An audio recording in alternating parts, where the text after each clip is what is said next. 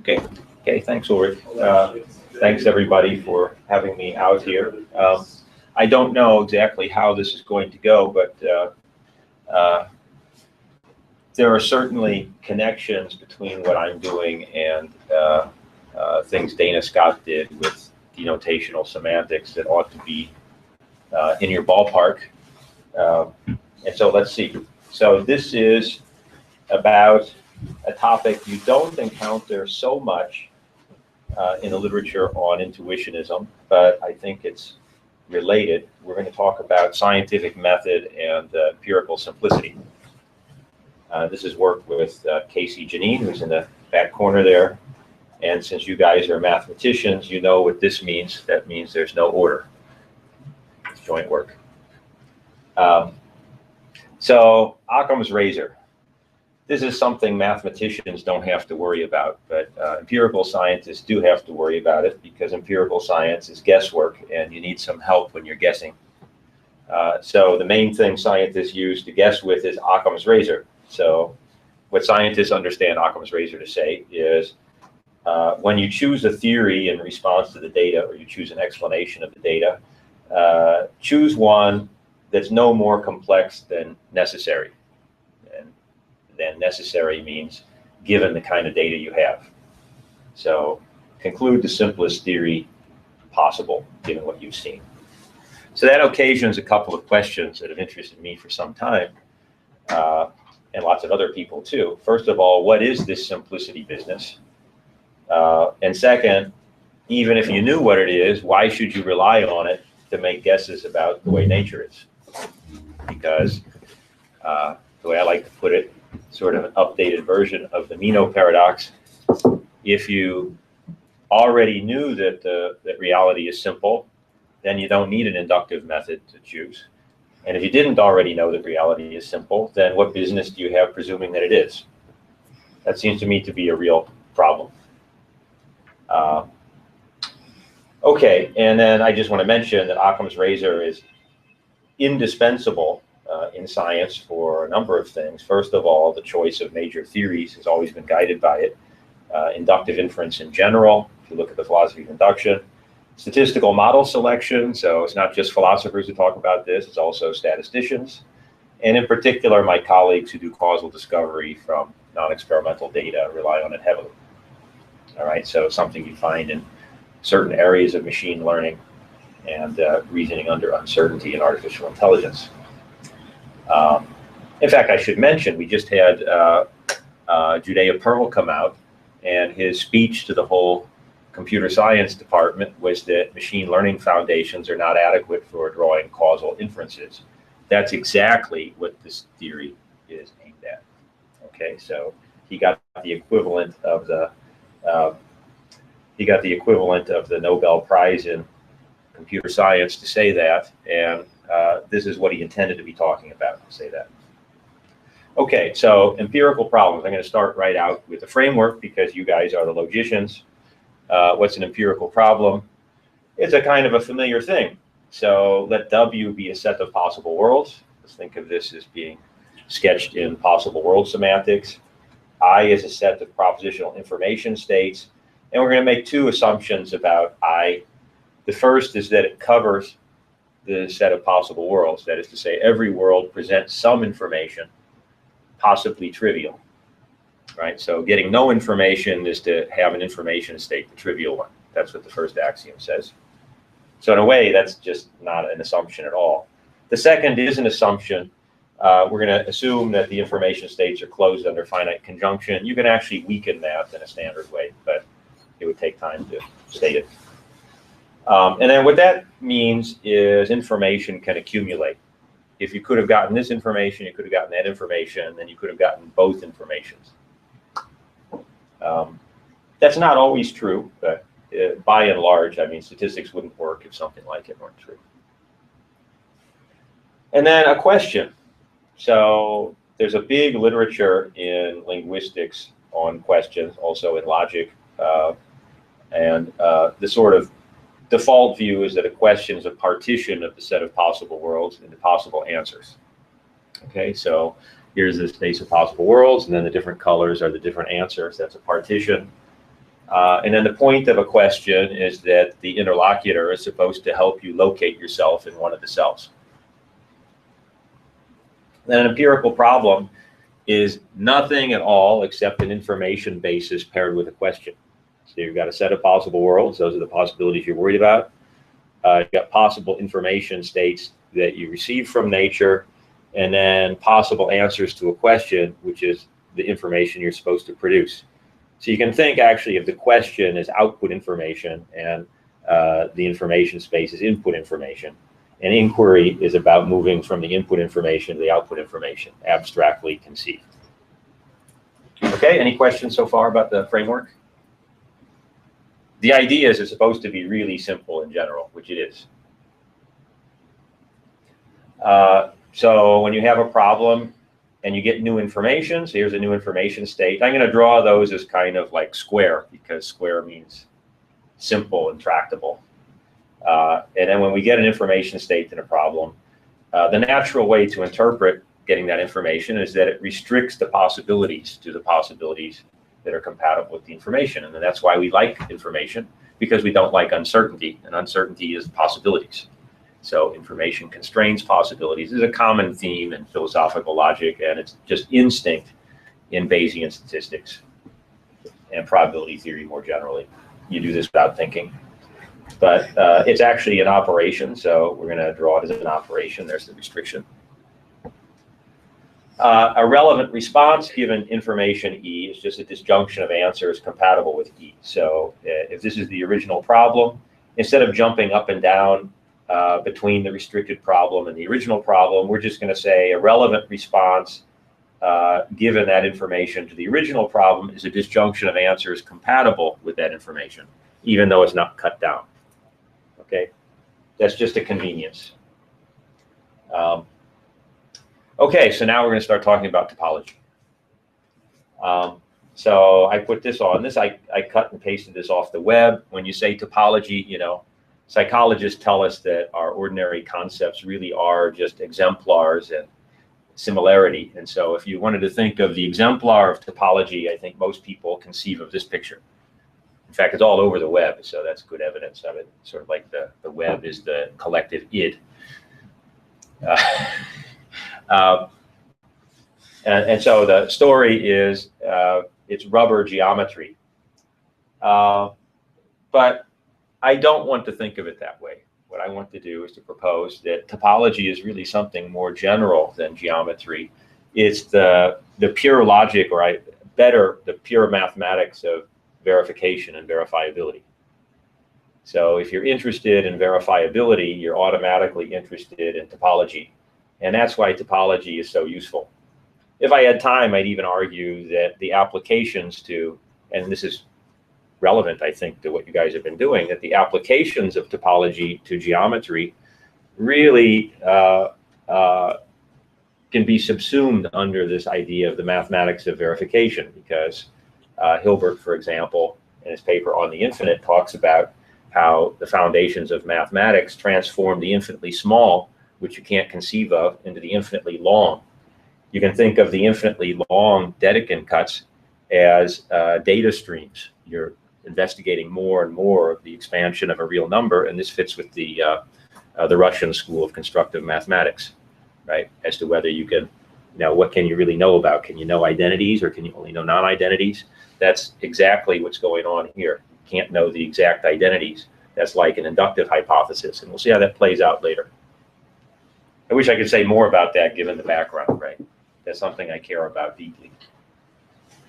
So let's see what I mean by that.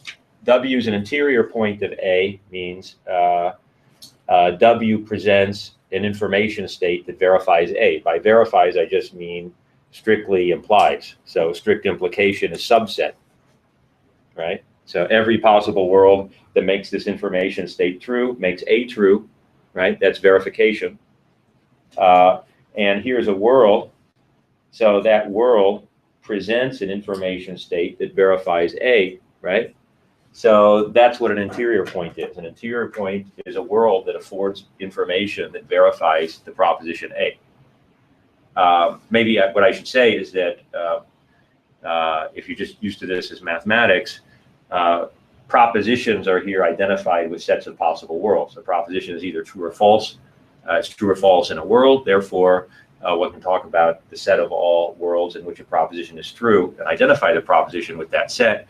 So subsets of this problem space are propositions. A is a proposition. Information states are propositions. And what we have here is that W is a world that presents information that verifies proposition A. That's what it is to be an interior point of A. Any questions about that? So this is fundamental to everything that follows. The interior of A, so interior is an operation on propositions, and it turns the proposition A into the proposition it will be verified that A. So you can really think of topological operations as modal operators. I think it's really cool, right? Because it transforms one proposition to another, and so you should ask yourself, well, what is the proposition that it turns it into? Well, so what interior of A is a set of all interior points. So that's the set of all worlds that afford information that verifies A. But if we assume that that information is coming in, then that's exactly the proposition that it will be verified that A. So let's think of where that would happen. Well, if I'm in the middle of A here, then yes, I'm going to get information that lands in the middle of A and verifies it. If I'm on the edge, if I'm in the boundary here, then always I'll pick up some points outside of A, so it will never be verified, right? So what is the interior of A? It's going to be this part, right? If this is A, that's the interior of A. It's the proposition that A will be verified. That's a way of thinking of interior. Then open sets are just the verifiable propositions. And what's a verifiable proposition? We say, well, it's a proposition that entails logically that it will be verified. So however A is true, you get information that verifies A. That's what a verifiable proposition is. All right, so in topology, that's the definition in terms of a topological basis of an open set. I'm not using this chair, so we can pass this around. And here's another one, yeah. You can just put that on the table. Oh no, that'll be in front of you. Can I put it on here? Yeah, go ahead. There you go.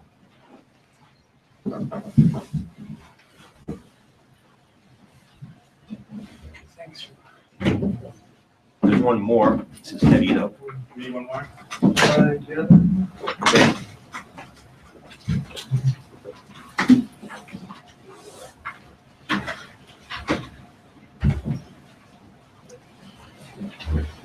Okay, so the open propositions are the ones that entail that they will be verified. That's a special kind of property of a proposition. The closure of A, so closure is a modal operator that takes A to the proposition that A will never be refuted. So of course A will never be refuted if it's true. So any place it's purple is in the closure.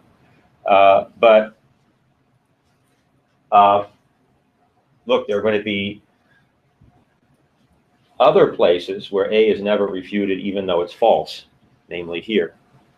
That's interesting, right? So in terms of scientific method, we're getting in the vicinity of Hume's problem of induction, because something can be true or false, but you'll never get information that verifies that fact, right? So that's the closure of A, right? So here's A. And then the closure of A adds the boundary in, because those are all places. If A is true, then of course it'll never be refuted. But if you're on the boundary where it's false, then still it will never be refuted. So that's added to the closure. And then closed is refutable. So A is closed if and only if the negation of A entails that A will be refuted. So that's closure. That's to be a closed set. So closed is refutable. Boundary of A says that A will never be decided. So one way or the other. Here it's true, but it's never verified. Here it's false, but it's never refuted. So both of those are in the boundary. Those are places where the question whether A is true will never be decided. So there's the boundary. Here's something a little less familiar, but it turns out to get a lot of play in semantics for provability logic, of all things. It's called the frontier. So The frontier of A is a modal operator that takes A to the proposition A is false but will never be refuted. So it disambiguates the two ways that the question can never be decided. Right? It says you're in the boundary, but you're in the boundary on the not A side. Okay. So that's the frontier. See, only the dotted part gets in. So that's how it's different from the boundary. Locally closed. So this is a really interesting concept. So I actually rediscovered it, but it's standard and used a lot also in provability logic semantics, and also in algebraic geometry. So algebraic geometers talk about frontiers and local closure a lot, as we found out. I was sort of steadily reinventing a lot of that stuff from this Occam's razor application, which I think is kind of cool in itself. I didn't learn that stuff and then force it on the topic. It just was natural. So anyway, here's local closure. So A is locally closed if and only if A entails that A will become refutable. So A entails, so however A is true, you will get information such that in the restricted space to that information, A is closed.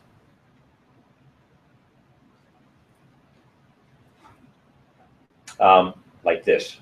See, so if you were here, then you get this information state, and since there's no dotted line inside there, A is closed given that information. So here we are in the restricted space. If you're in the restricted space, it is closed. That's what local closure says.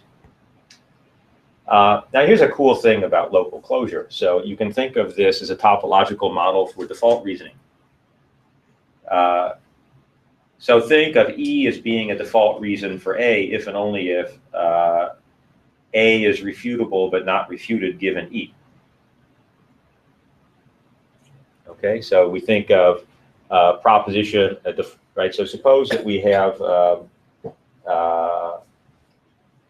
let me put it this way. Yeah. Suppose that we have information such that when we get that information, the proposition becomes closed. Now we have a nice situation because if the proposition is false, we'll get a clean refutation of it. We won't be left in the ambiguous situation, right? So you're safe when you get that E to draw the provisional conclusion that A, because you know you'll be rescued if you were wrong. So you can think of E as a way of modeling what a reason is, an inductive reason. Yeah, okay. So let me just move on. So now empirical simplicity. So this is our target, right? All that other stuff is tactics for getting ready for this. Here's something that that actually Casey noticed, and it shocked me. There's a standard topological order called the specialization order. Now, the way I'm writing it is not exactly standard because we're doing it on sets rather than points, but it has a natural extension to sets. And so that order is A specializes B if and only if A is a subset of the closure of B. The usual one is done with singletons, right? So it's a special case. So in terms of our epistemological interpretation of things, let's see what that means. Well, that holds if and only if all information compatible with A is compatible with B. But if you contrapose that, it's all information refuting B also refutes A, which was exactly Karl Popper's definition of empirical simplicity. So Karl Popper was doing topology and didn't know it. So it's just contraposition. Right, see that? So this thing translates directly into this, and then this contraposes that. And then Popper put it as A is simpler than B if every potential falsifier of B is a potential falsifier of A. But that's just a way of saying all information states refuting B also refute A. Okay, so that was Popper's proposal for simplicity. We think it's a pretty good proposal, but not quite right. There are several standard objections to it and other objections we found. Here's one of them by this guy who some of you may recognize. Can you recognize? That's Clark Gleamore in his obnoxious youth.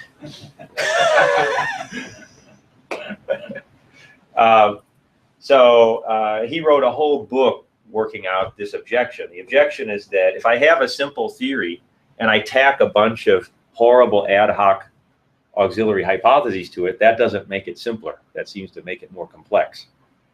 But on Popper's proposal, it can only be as simple. It can't be more complex. That seems wrong. Okay, right? So if you take a complex theory and add it to a simple theory, the thing doesn't become simpler. But on this proposal, it does. There are some other objections too. I don't have time to go through them all, but we respond with something very closely related that doesn't suffer from that objection. We call it this thing. So this is to signal to you that this is not always transitive. All right. So this is not even a pre-order in general, although in standard cases it always is. So it's A is simpler than B. So now it's strictly, it's not like a pre-order. If and only if A is included in the frontier of B, which means if and only if A entails that B is false but will never be refuted. Okay, this is a little different from specialization.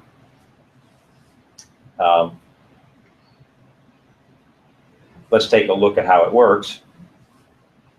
Well, it actually does just the right thing in standard cases. So here are some examples of particular problem spaces. Here, the worlds are infinite discrete sequences with discrete outcomes.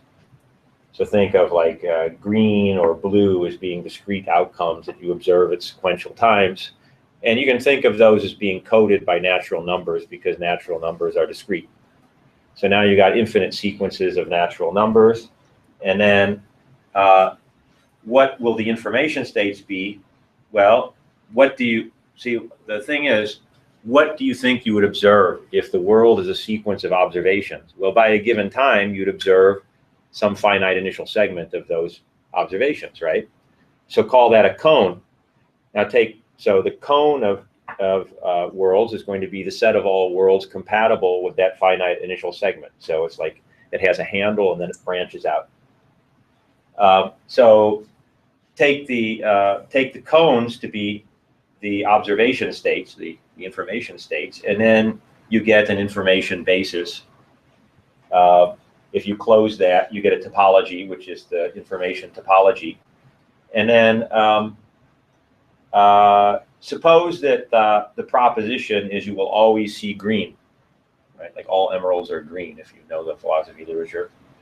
That would be just the singleton here on the bottom. And then the complement would be everything else that branches off. In that case, what you get is that all of them are green is closed and refutable. The complement, not always green, is open and verifiable. And the sharp refutable hypothesis is simpler than the diffuse alternative, which is only verifiable. So this picks up on the intuition that sharp regularities are simpler than diffuse alternatives. If you think about in statistics, the point null hypothesis is usually favored by statisticians over the diffuse alternative, complex alternative. For us, that's going to be an instance of simplicity in Occam's razor. Am I doing badly for time? You're about halfway through. Is that okay? Yeah, well, we'll get where we get. Yeah. I mean, keep in mind, this is like 30 years of work, so we probably aren't going to finish it in an hour to our satisfaction. Okay. Continuous laws, this is another example. Here we've got that the worlds are functions in some class, say polynomials. You get finitely many inexact measurements along the function of x and y, so that's going to give you finitely many open rectangles. The information state corresponding to those observations will be the set of all functions in the class that touch every one of the rectangles, right? So those are going to be the world's compatible with that. If the hypothesis is some particular function is the true law, then again, that's going to be closed. The complement will be open, and the sharp hypothesis that posits the law will be simpler than the alternative. I like this one. So Sierpinski space is the simplest non-trivial topological space. It consists of 2 points. The upper point here is that singleton is open. The bottom singleton is properly closed, right? And that's it. So you can survey the whole space. So this is the simplest space where you get a properly closed and a properly open set. And then I like to interpret this as follows. So a scientist, a senior scientist, of course, has a lot of graduate students to do all the real work. So she goes to sleep. She has herself put in suspended animation until something goes wrong with her pet theory. And then the students will wake her up at that time. So she goes to bed happy and complacent. And then if she never gets awakened, it's paradise. And if she does get awakened, she knows instantly her theory got into trouble, right? So the only 2 information states there are no awakening and awakening. And notice that in a certain sense, this compresses the previous examples down to their fundamentals. I can't get into it, but this is actually a topological quotient of those problem spaces with respect to the question asked. And so you can think of topological quotient as a way of abstracting from irrelevant information in a scientific problem. It's a really kind of interesting way to think about things. You can generalize this with multiple alarms. Then what you get is the bottom one is closed. Here, there's going to be no top one because there could be any number of alarms. All those guys are locally closed. And more numbers of alarms get more complex according to our simplicity concept. So more surprises, more surprising breaks in the future turn out to be more complex. That's the intuition. Euclidean metric topology. So we could think of there as being free parameters in theories that are real valued.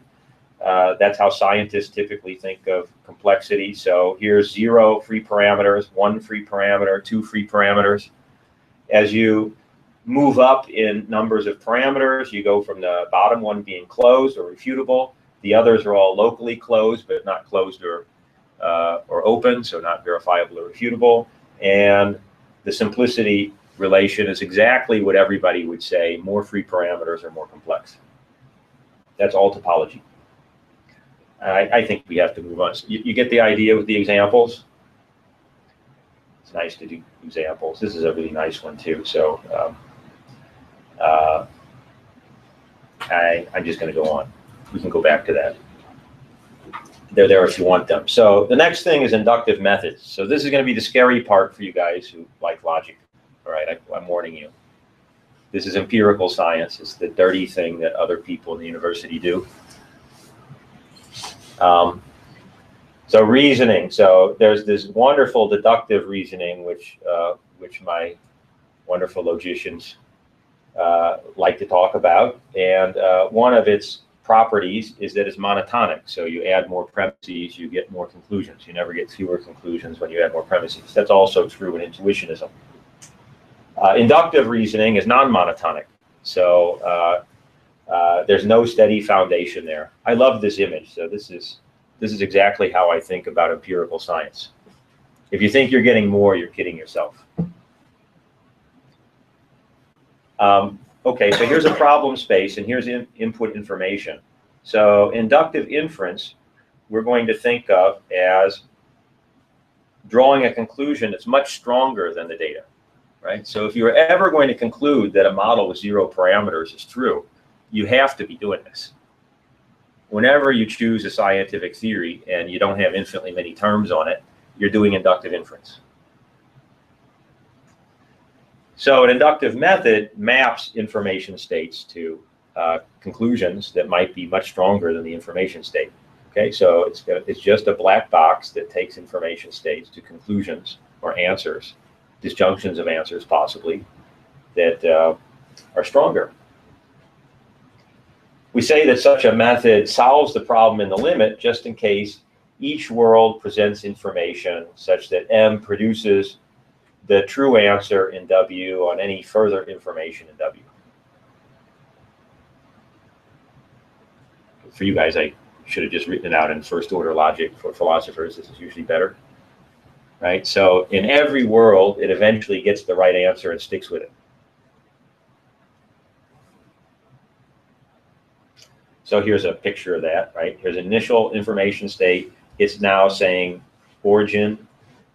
On any further information, it continues to say origin. So it's stabilized to the right answer.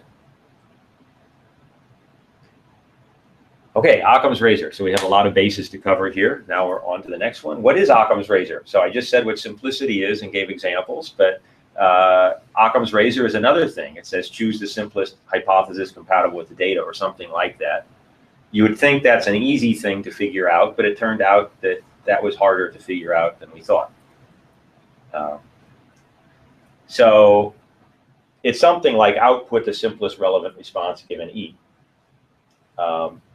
Now, that almost sounds like just what everybody would say, but it turns out that you have to think about it. We're saying a simplest relevant response. That could be an arbitrarily weak disjunction. We're not saying a simplest answer. It's not science that before I've seen any data at all, I have to draw a strong conclusion, right? I might suspend judgment completely for a while and then wait until I feel confident before I make a strong conclusion. That's compatible with this version of Occam's razor. To say it's the simplest answer compatible with the data, we call Gonzo Occam's razor, and we don't recommend that. Here's a related principle, Popper's razor, which is output a relevant response that's refutable given E. So sharply testable or falsifiable. And here's another thing. I don't have a person's picture to hang this on, but it's err on the side of simplicity. So in an arbitrary world, never produce a relevant response such that the true answer is strictly simpler than that response. But doesn't that sound, have kind of a nice ring to it? So, err on the side of simplicity. And then here's a surprising proposition. You don't have to choose between those because they're all equivalent. So those are exactly the same principle. And it's really not that hard to show either. It's just something that you don't, it's not the kind of thing that philosophers of science think of, right? It's not even the kind of thing that you would ask that these things are equivalent. So it was kind of surprising to us. And then this is topology. Patience is a related principle. It says never, the basic idea is never rule out a simplest relevant response given the information, right? So Occam's razor just says choose a simplest relevant response, but in a partial order, there could be many, right? So that allows you to plump for one of them. Patience says don't plump for one, wait for nature to weed down the field, which you can, given the definition of simplicity, that's always possible. And then this is independent of Occam's razor because Occam's razor actually says in the simplicity ordering, disjoin hypotheses that are closed downward in the order, right? That don't leave gaps.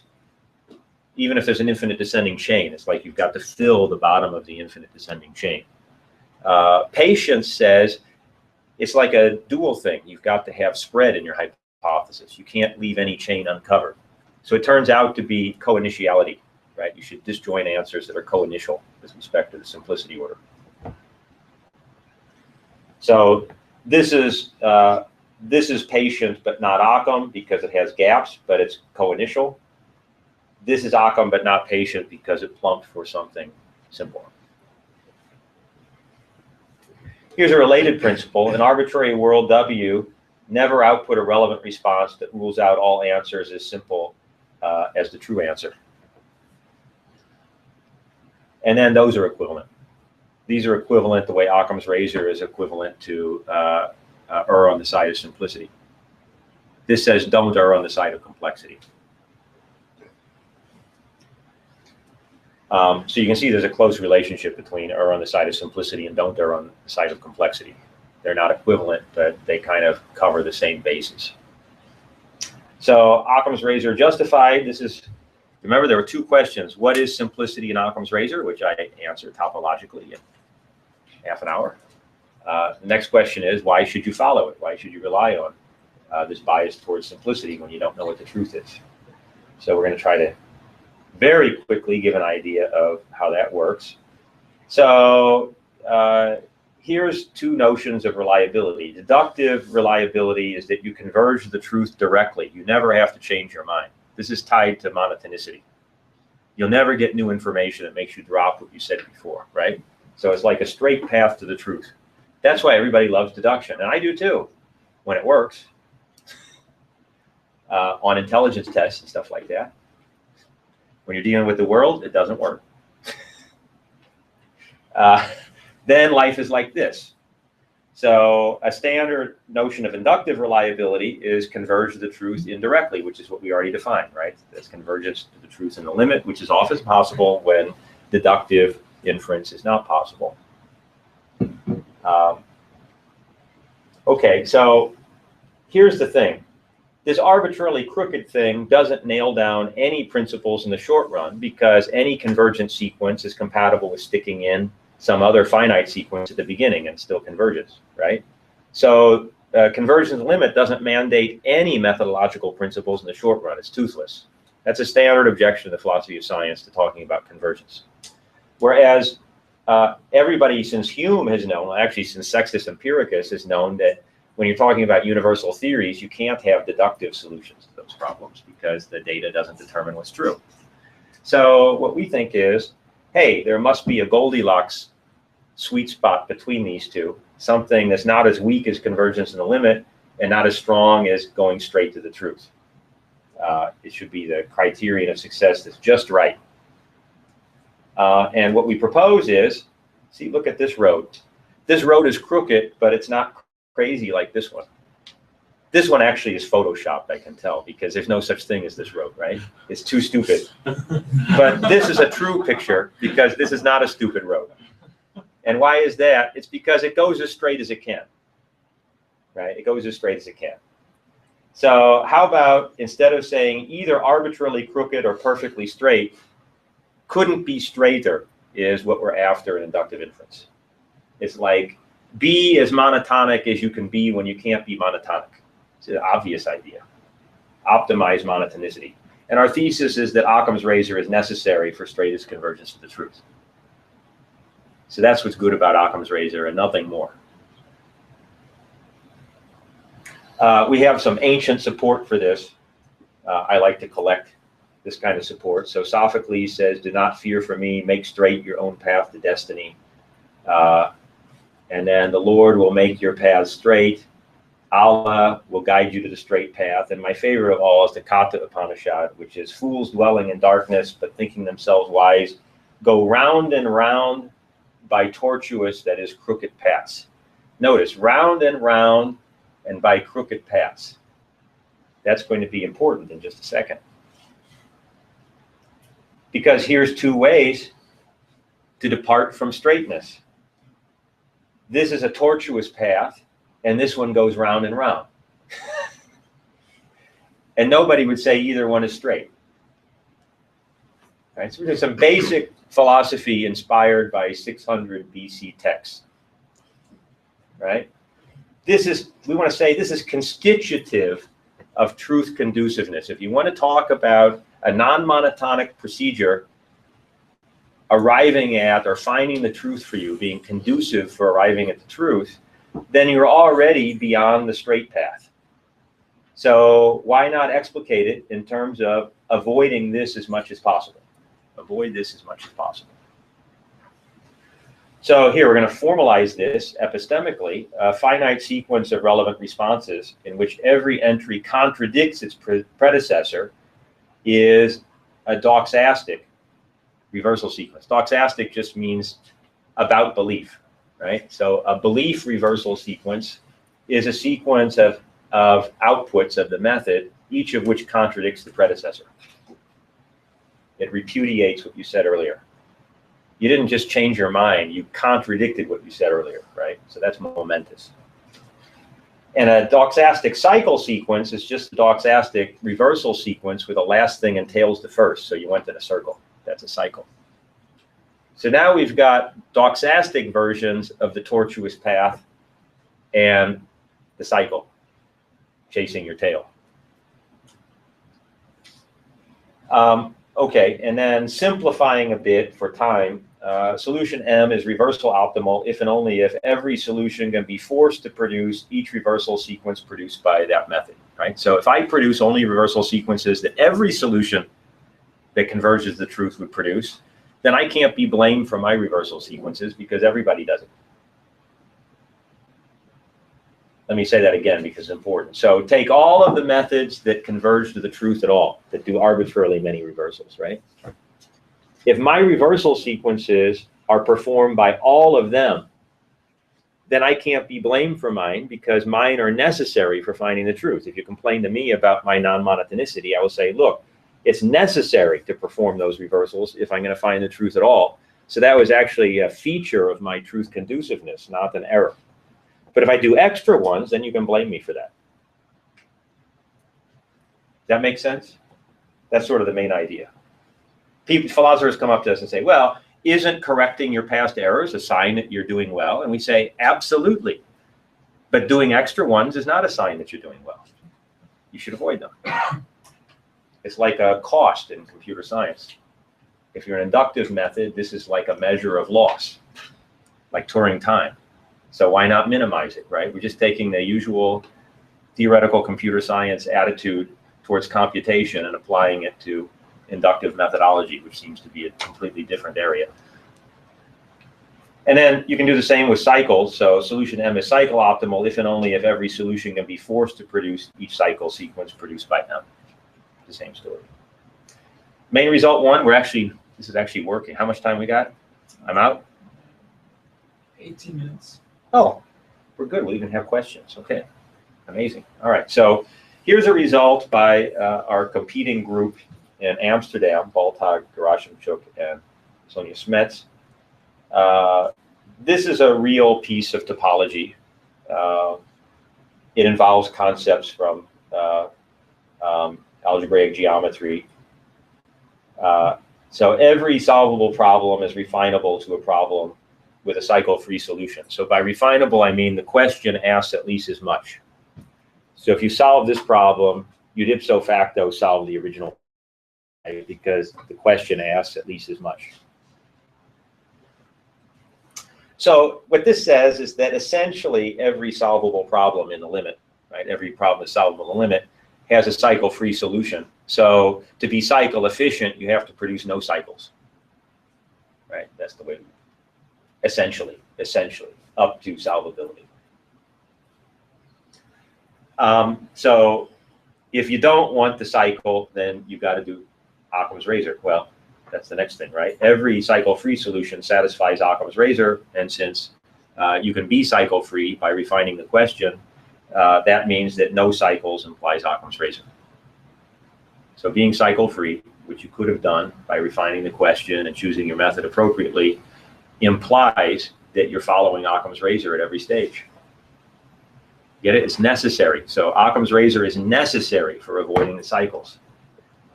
It's not sufficient. That would just be one way to skin the cat, right? If you go back and read your Kant, for Kant, the transcendental deduction is to show that something is necessary for having knowledge, not showing that it's sufficient.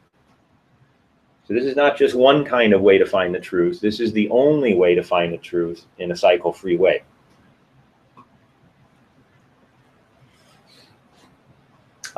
What's the idea? The idea is very simple, actually. So here's, let's say, green is one answer, purple is another answer, and blue is another answer. All right? Now we get this information state, which is compatible with green.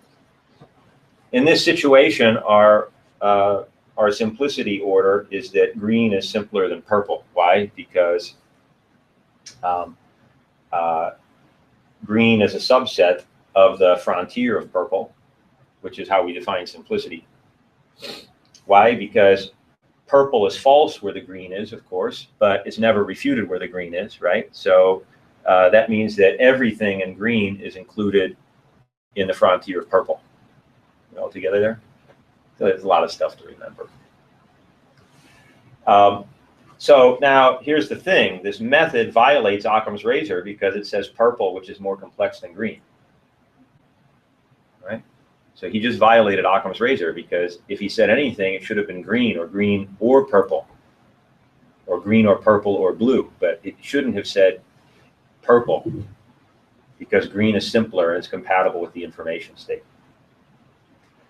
Now what's going to happen is, because this method solves the problem in the limit, given that it's a solution at all, there has to be an information state that witnesses its convergence to green when green is true. So choose a world in green that's compatible with the information so far. There's going to be an information state on which the method now says green because it's converged to the truth. But of course, we're on the boundary of purple, so there's got to exist by the definition of boundary, there has to exist a world in purple that's compatible with the data presented so far. And in that world, because this is a solution, there has to be an information state around that world on which the method converges to purple. So we just forced the method who violated Occam's razor to perform a cycle in belief.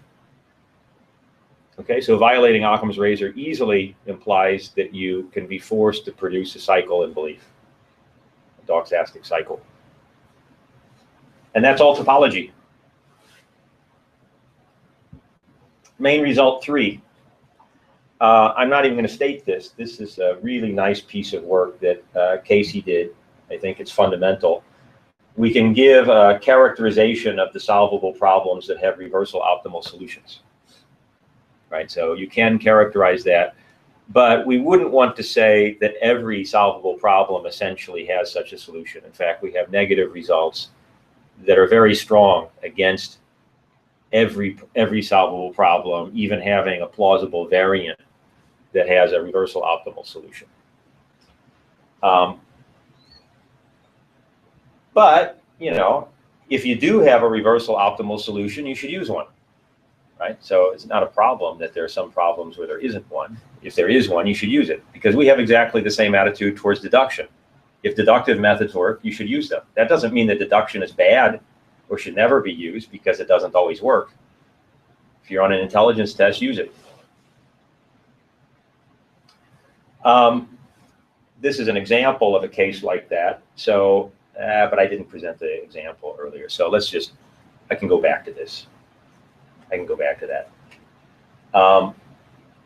Main result 4. A solution is reversal optimal only if it's patient. Okay, so here's the take-home message. Occam's razor is necessary for avoiding cycles in belief, and patience is necessary for avoiding unnecessary reversals of belief. So the Upanishad was very deep because it mentioned both the cycles and the reversals, and each one characterizes a different aspect of Occam's razor.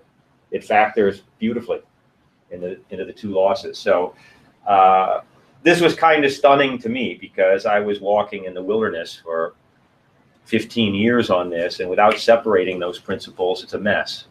So there's something, I think, deep and mathematical about focusing on the 2 as separate losses. Okay, how much time we got? 12 minutes. 12 minutes, okay. I just want to show you one more thing. So Occam's statistical razor. So now Occam is playing with dice there. The next message is, in real science, every theory is stochastic, at least due to measurement error. Okay, so even if you are a dyed-in-the-wool deterministic Newtonian, when you measure altitude and azimuth of planetary positions, you do it with a Gaussian error model because of stray causes of observational error. So essentially, every theory is stochastic, which means probabilistic. And then That's different because you get a random sample. You don't get this determinate logical information packet, which we've been assuming up till now, right? And for philosophers, that's a big deal because they say, where does this true information come from? All we see in science are these scatter plots. So we need to connect the whole topological story to statistics, or it's not going to be a real foundation for science. I like this one. So this is not Star Wars. Notice this is Stats Wars. So stats is short for statistics.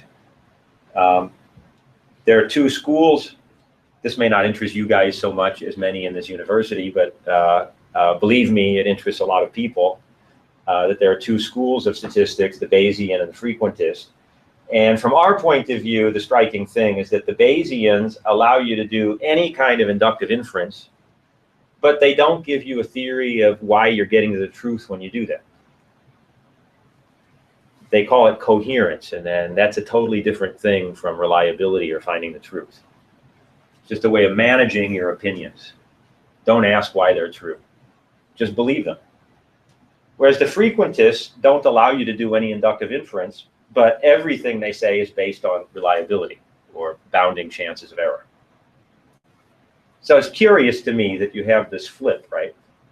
You can either be an inductive skeptic and talk about reliability, or you can just open the floodgates to induction but have no reliability story at all. And guess what? Nobody's happy with either, not surprisingly. Okay, so what we want to propose is that using our topological approach, we can make everybody happy by giving you a theory of statistical induction that's based on a concept of reliability. Okay, so that's the big aim. And the short story is that the preceding concepts and results, after a long time of working on it, now appear to extend almost effortlessly to statistical inference. Big story. Nobody knows that story yet, but it's a big story. So we're proposing that this is a new foundation for frequentist statistics that is not a replacement for what they had. It's an extension to terrain that they can't even talk about because they don't allow for inductive inference. And Bayesians do. So here's a basic recipe for how to do it. Not every T is crossed here because we don't have time, but this will give you an idea of how it's going. So W now is not a set of these point possible worlds. It's going to be a set of joint probability distributions over some set of variables, just the way statisticians set it up. And this X vector sub n is going to be a random sample of size n of those variables. That's just completely standard. And then a method is really going to be a method for every sample size. And then at sample size n, the method is a measurable function of the sample space that's almost surely continuous. The chance of landing on the boundary of a zone is 0 for every probability distribution in the set. See, when you're doing statistics, you look at, does the sample fall in some rejection zone or acceptance zone? Nobody cares about what happens on the boundary of those zones, right?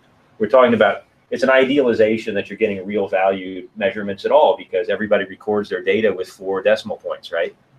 So you're not really getting points in Euclidean space. You don't want to overwork that idealization by saying, I really care about what happens when the sample point hits a boundary. The crucial thing here is the information topology. There are no information states, and that's what generated our topology, right? So there's a gap. But here's a way to think about it. A statistical method draws conclusions based on whether a sample point hits an open region of sample space, right? We only care about the open regions. And 2 distributions are less distinguishable if they produce smaller differences in the chance that such a region is hit, right? You're using these regions as a way to make statistical decisions, right? So when distributions get close, it's hard to use a rejection zone to separate the 2 distributions. This is just standard sampling theory. So the information topology should be a topology that judges distributions as close if it's hard to tell them apart with those kind of procedures, right? And so for you guys, I can say it's the final topology for this collection of maps, which means the course's topology that makes all of those maps continuous. That's a nice categorical way to define what the topology is. And it doesn't include anything more than what we need. So we believe in being minimalist in terms of just getting the epistemology to work without adding a lot of bells and whistles. So what are these maps? See, this is a map from distributions to chances. So the range is the 0-1 interval of probabilities, and the domain is the set of all possible worlds. And then they're parameterized by what the open acceptance zones are and what the sample size is. So you throw in all of those and then make all of those maps continuous, and you get the information topology.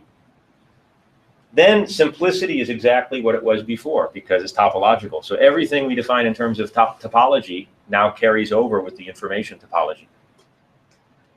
And then for the methodological concepts that involve the statistical method, we have a standard way of dealing with them. Just repeat what we said before topologically, but add in chance. Make them all hold in chance. So convergence to the truth becomes convergence in chance or convergence in probability, straight out of your textbook. A reversal sequence becomes an alpha reversal sequence. What that means is you produce, I think I've got a slide on that. So Occam's razor becomes Occam's alpha razor, patience becomes alpha patience. And let me explain what those alpha things mean. So, you know, in frequentist statistics, those would be significance levels, right? They would be bounds on the chance of type 1 error. With inductive inference, you can't bound anything, so you can't have that. But you can have something that looks just like it. Here's an example. Again, we're going to have a 2-parameter space, but here these are statistical parameters, so worlds are bivariate independent normal distributions. And the question is, actually, I want to strike the independent. I changed the picture. So they could be dependent. The question is, which mean components are non-zero? So let's say the covariance is fixed. The mean components are not fixed. So we get 2 parameters, one for each mean. Then if you look at the sample space, it looks just the same. That's X bar, Y bar space. So those are the sample means. And then the footprint of, say, this distribution will look like an oval that reflects the covariance. And then a method is going to partition the sample space into regions corresponding to answers. So this one says the origin, if you're in this oval, if the sample lands in this oval. This says axis if you land in the green area, etc. Sector if you land in the blue area. So this is what a statistical method looks like.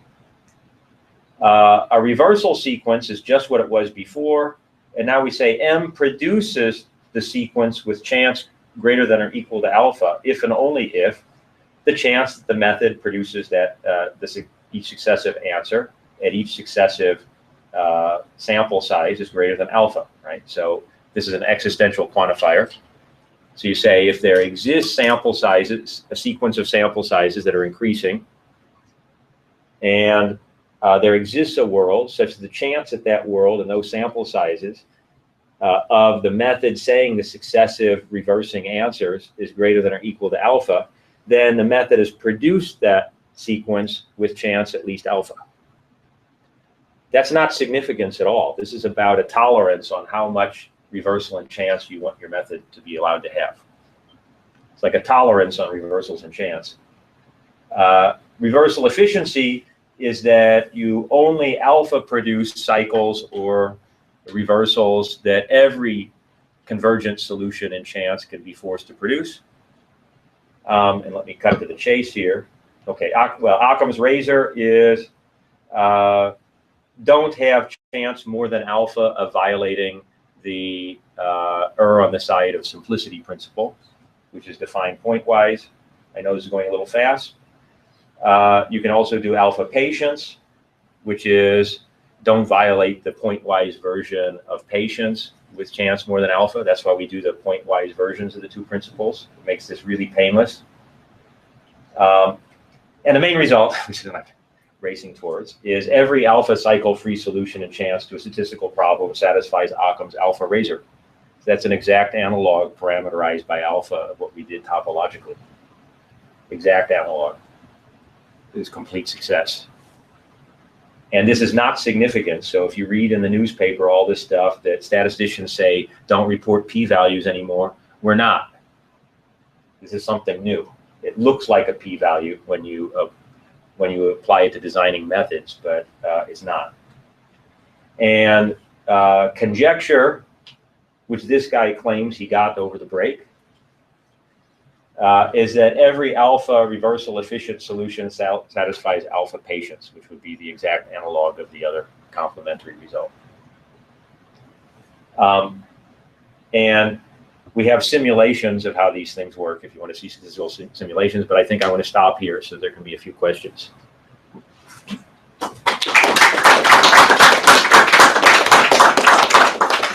you very much. Let's take 5 minutes or so for questions. There must be many questions.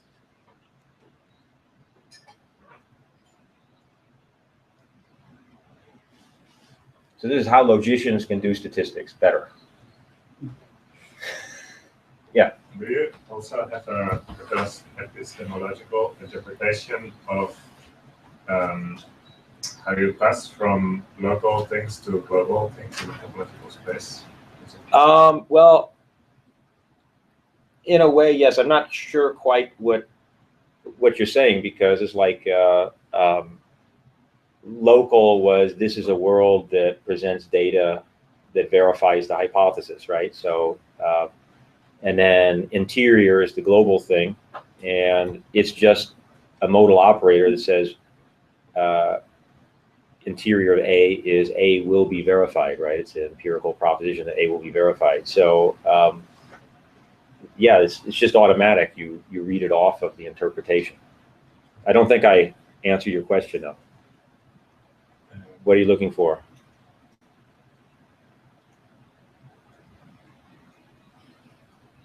Maybe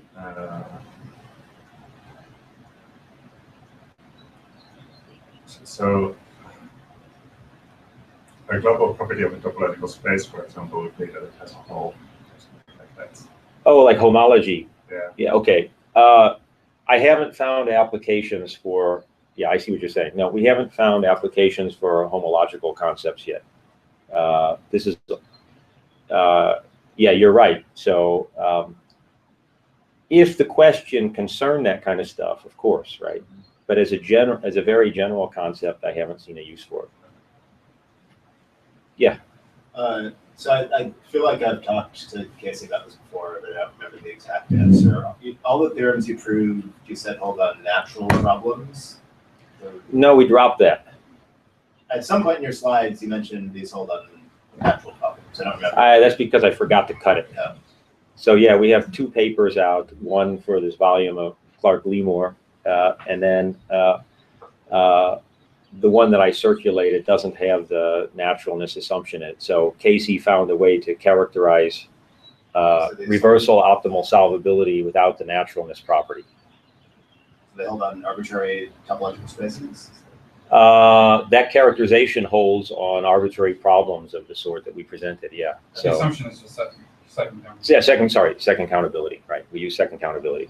I think second countability is really natural because of arguments like Turing's argument that the Turing tape can't have arbitrarily refined information in it, right? What we can distinguish as scientists as data can't be continuously smeared, right? Science. That's right, exactly. It's too abstract. Okay. So you can do some of the results that way. It's just that you know, I don't see any application for it. In a way, it sort of crosses things up because those are not the idealizations you want to focus on. If I were going to do the statistics really right, I'd say, hey, if you record 4 decimal expansions, why are you talking about getting these perfect points in Euclidean space, right?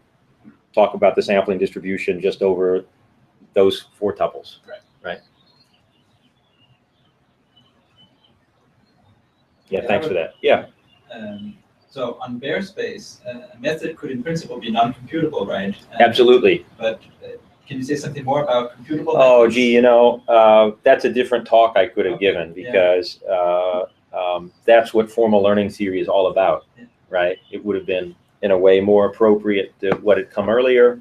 So I'm glad you brought it up. Yeah. So one of my hobby horses that I'd be happy to talk to any of you about more is the view that the problem of induction, which we've been talking about topologically, is really similar to the problem of uncomputability. So if you think about open sets as verifiable hypotheses, they have very similar properties to RE sets, which are formally verifiable properties of numbers. And if you move to something that's called the arithmetical hierarchy of sets of functions, so what you're looking at is the complexity of sets of infinite sequences rather than sets of numbers.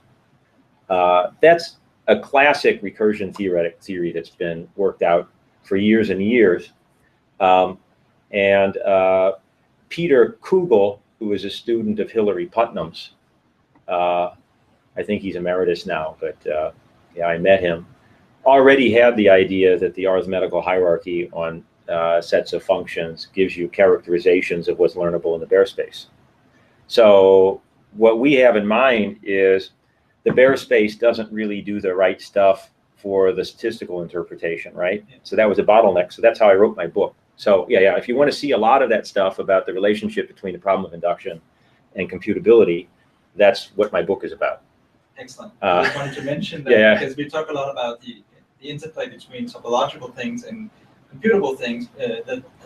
And that's intended. So constructive mathematics. That's right. And that plays out as well. Exactly. And so there should be deeper connections. Like for this stuff, the next step would be code the basis and then talk about computable opens. That's right. Right? And then in computable topology, you can start redoing all those classic results that are on the bare space. But now it will actually be like, I'd like to say this, it'll be like a mathematically beautiful and unified approach to machine learning from the bottom up, right? It won't be do idealized statistics and then tack on some numerical analysis at the end, right? It'll be have a constructive view of the problem you're dealing with and launch the theory from the bottom on a common basis so that the problem of induction and the problem of uncomputability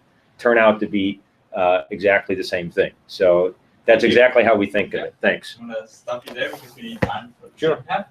And so let's take a 4 or 5 minutes break and reorganize the Blackboard. I can do it on my. We can do this one. Okay. Okay, thanks everybody. Thank you so much. If you have any follow-up questions, I'd be happy to hear them. Thanks, Ulrich. That was. Thank you very much. Thanks for your question at the end. Yeah, I mean, if I had been, I should have asked you about what you guys were doing because I think the computability stuff. Well, both aspects are very relevant, and maybe there was not like suggested. Yeah. It's perfect to do this one. I mean, it's really going to be nice when we have the computability on top of the topological setup, right? That's why I haven't been emphasizing computability for a while because we want to get this stuff right. Yeah, that's right. It's a good idea. But just think it's like constructive statistics It's only 5 minutes. from a frequentist point of view. So there's nothing like it. Thank you very much. Yeah, thank you. Okay. Well, A is subset of the closure. We are operating with the interior of A is subset of B. Oh, okay. Yeah, so that's. Yeah,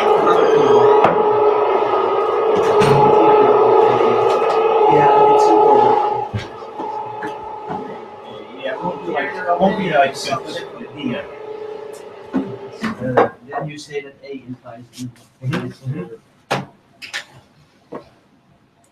Right. Yeah, simplicity favors the sharp thing.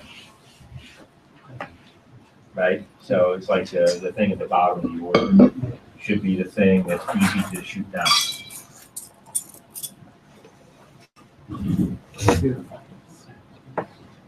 That's why the things with fewer parameters. Down, that's why. Yeah. Shoot down with negation. Yes, because, verification is a hard concept to work with in science because everything is boundary. Typically their statistical models are boundary hypotheses. So the whole space is actually nothing but answers that are boundaries.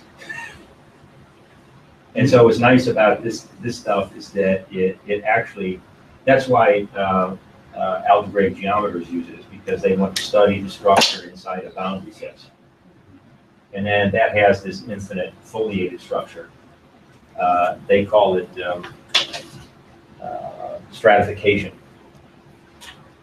Do you have, if you apply this to concrete developments in physics, how would you, I was thinking when you lectures about when you the transition from Newtonian That's exactly, that's right. So, but I mean, that's a hard one because there are so many, you have to nail down so many different things, right? But an easier one would be like Ptolemy and Copernicus. Okay, but maybe it's headline. Is the quality better? The quality's better on the playback one, so it's not live. On the live stream, it's terrible. Yeah, I saw But on that. the recorded one, it's better. In Ptolemy's theory, you can account for retrograde motion of the superior planets at any angle from the sun. But in Copernicus' theory, it's actually lapping, so the sun is in the center of the racetrack, and so it has to be that the backwards motion happens when the sun is exactly straight behind you at 180 degrees, right? And then Copernicus himself says, you don't understand my theory unless you understand this is the huge advantage. So it's really about, you get a sharp test of his theory from that regularity, and Ptolemy only accommodates. And so our simplicity relation would give you that Copernicus is simpler on that issue. It's because Ptolemy has got a two-dimensional space for each planet, and Copernicus has just one. Sorry. I'm looking up here. So yeah, we think that this should apply to differential equation testing, right? So. Well, you have analyzed history and Well, that's where it came. This came from philosophy of science. So exactly. So another example is Newton had. Newton thought that diffraction of light was due to ether gradient, right? The ether atmosphere and the gradient shoots the particles this way or that. But that means that every diffraction has a free parameter. The density of right? And in Fresnel's theory of diffraction, there's only one parameter, the wavelength of that color of light. Free afterwards? So it's sharply tested by all of those, right? So again, you have that's simpler than Newton's theory. So those are sort of the paradigm things. Thanks for the question.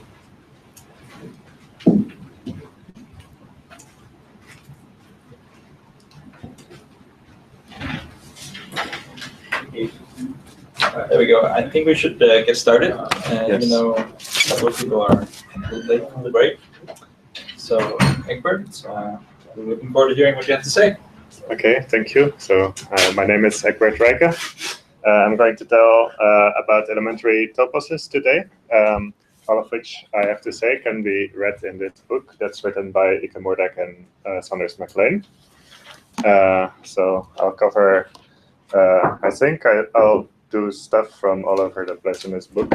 I'll just intend to give a very broad overview. I try to give a definition of elementary toposes, and then from then I'll just state the most important theorems, so that you get an idea of what topos theory looks like. That's my goal actually today. So a topos is obviously a category, and to know what a topos is, we first need to study a little bit the monomorphisms in a category. So let's say a monomorphism, mono M that goes from, these are my letters, is satisfies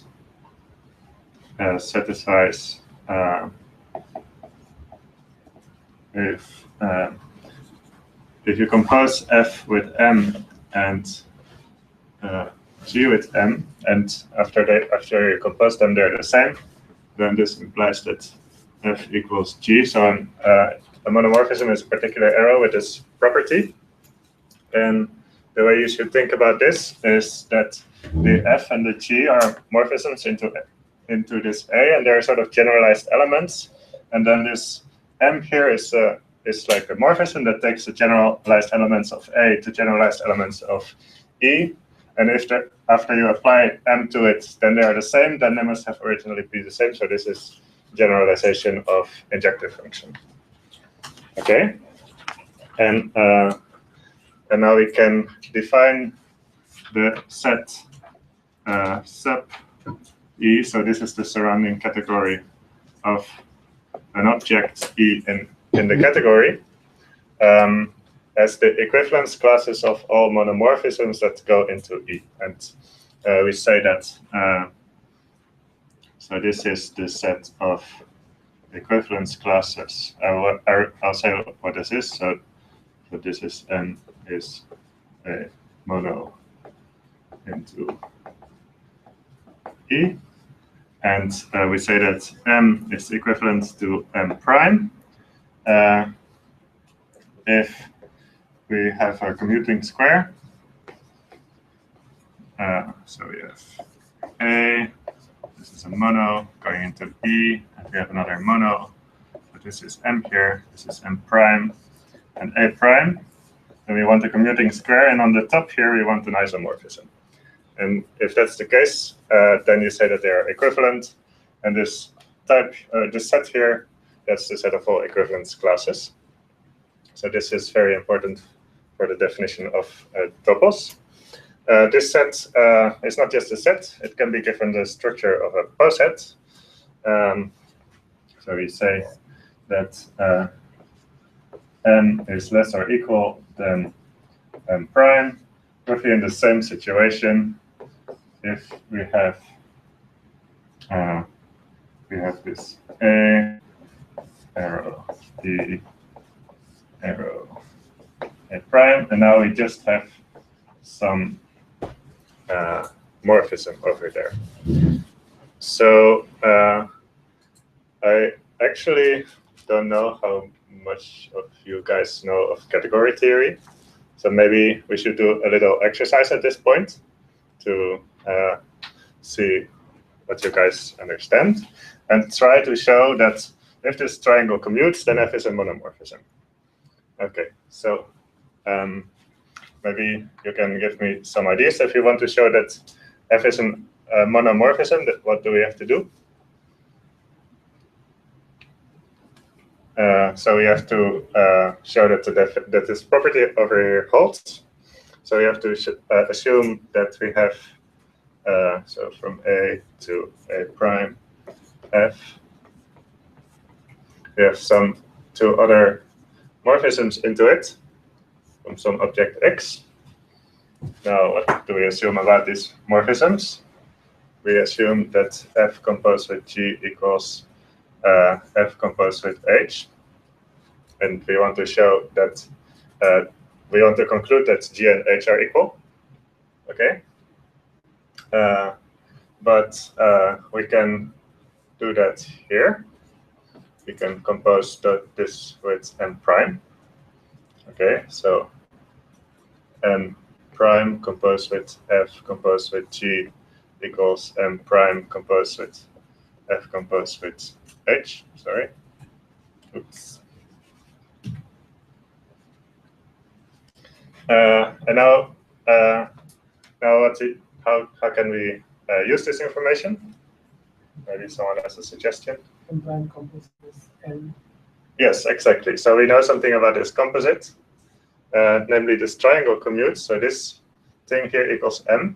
So from this, it follows that M composed with G is M composed with H. Very good. And now, how can we conclude that G and H are equal? Yeah, this is a mono. So this is a mono. So it follows that G equals H. Okay, so that's how you use the property of being a monomorphism. All right. Good. So maybe I should now say something about the notion of terminal object and the notion of pullback, which are also both essential in the definition of a topos. I'll keep this here for a while. So a terminal object in a category E is an object 1 such that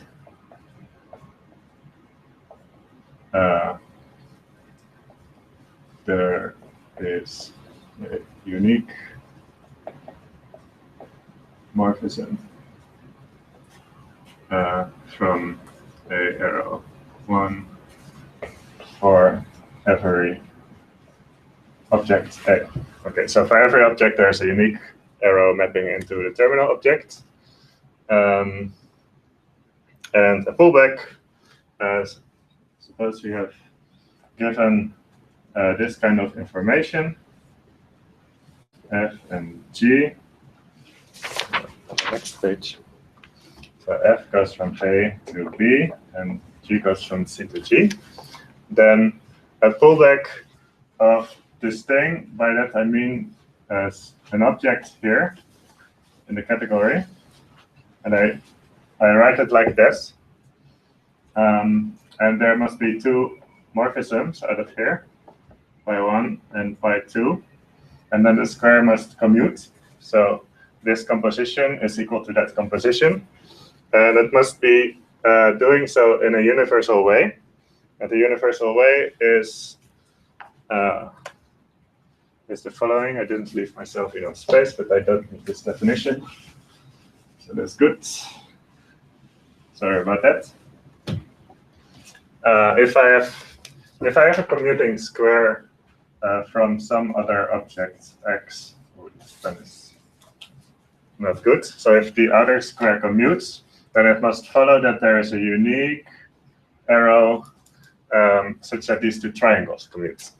That's the notion of a pullback, and it's very important in well, all over the place actually, not just in category theory. So if you look at these things in sets, there is a category of sets, and then all these objects here are sets, and the morphisms are functions.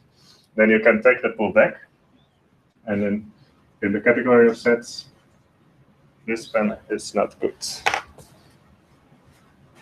In sets, we have A cross B, C is the set of all pairs AC in A cross C, such that F of A equals G of C. Oops.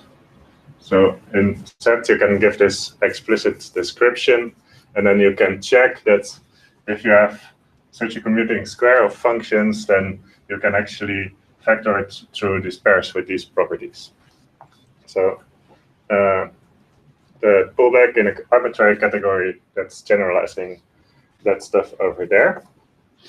And now there's a very nice thing about pullbacks and monomorphisms, which is the next exercise that I would like to do together. Oh, yes. If you have a monomorphism M from Y into some base object B, and then you have F from A to B. Oh yeah, so I sometimes write this pullback also as F star of C, and then this I would write as F star as G. Sometimes that's just useful notation for pullbacks. Then I can pull back the M along this F like I did there. Okay, and then I get F star M over here, F star Y, with this thing. And if it's a pullback, we indicate that like that. And now what we want to show is that this F star M here is again a monomorphism. So let's try to do that together because it's very important and basic. So if we want to show that it's a monomorphism, then again we look in the definition of monomorphism. So we have to take two morphisms into the domain of the thing that we want to show that's a monomorphism, right? So that goes like this. We have already F and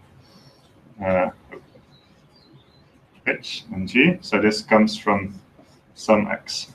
And now we assume that F star M composed with G equals F star M composed with H. And we want to conclude that these two are equal. But since these two composed with that one are equal, we get sort of one morphism here. So now, how can we try to use the pullback property to show that these two are equal?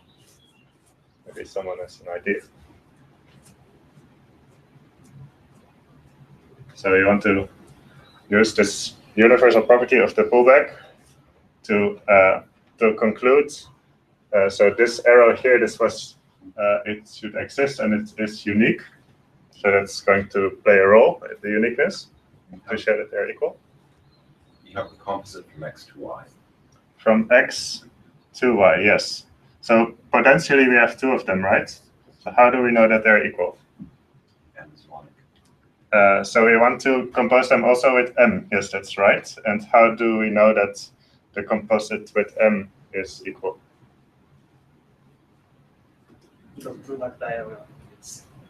Well, yeah, because it's a commuting square. So we have now a square that goes like that. And then because this square commutes, it's equal that it goes like that. Okay, yeah, so that's the idea. So we have, so we can compose this stuff with G. So we conclude that this holds F compose F star M compose H. But this, by the commutativity of this square, this means that M composed with phi 2 composed with G equals M composed with phi 2 composed with H. This is a monic, so that was a very, very good suggestion.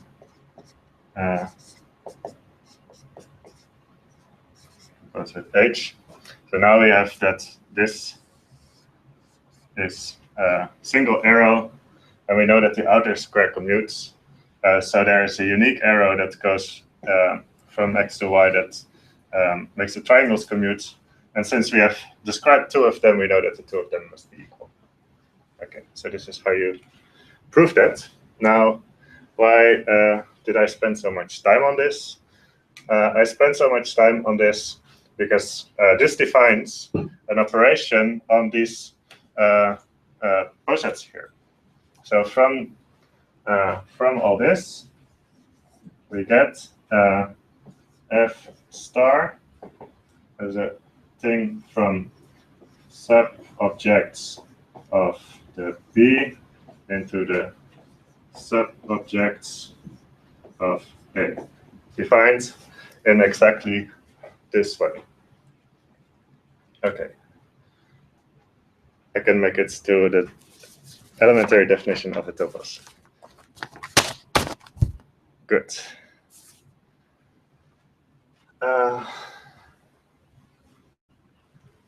So now we have other theory ready to know what it is.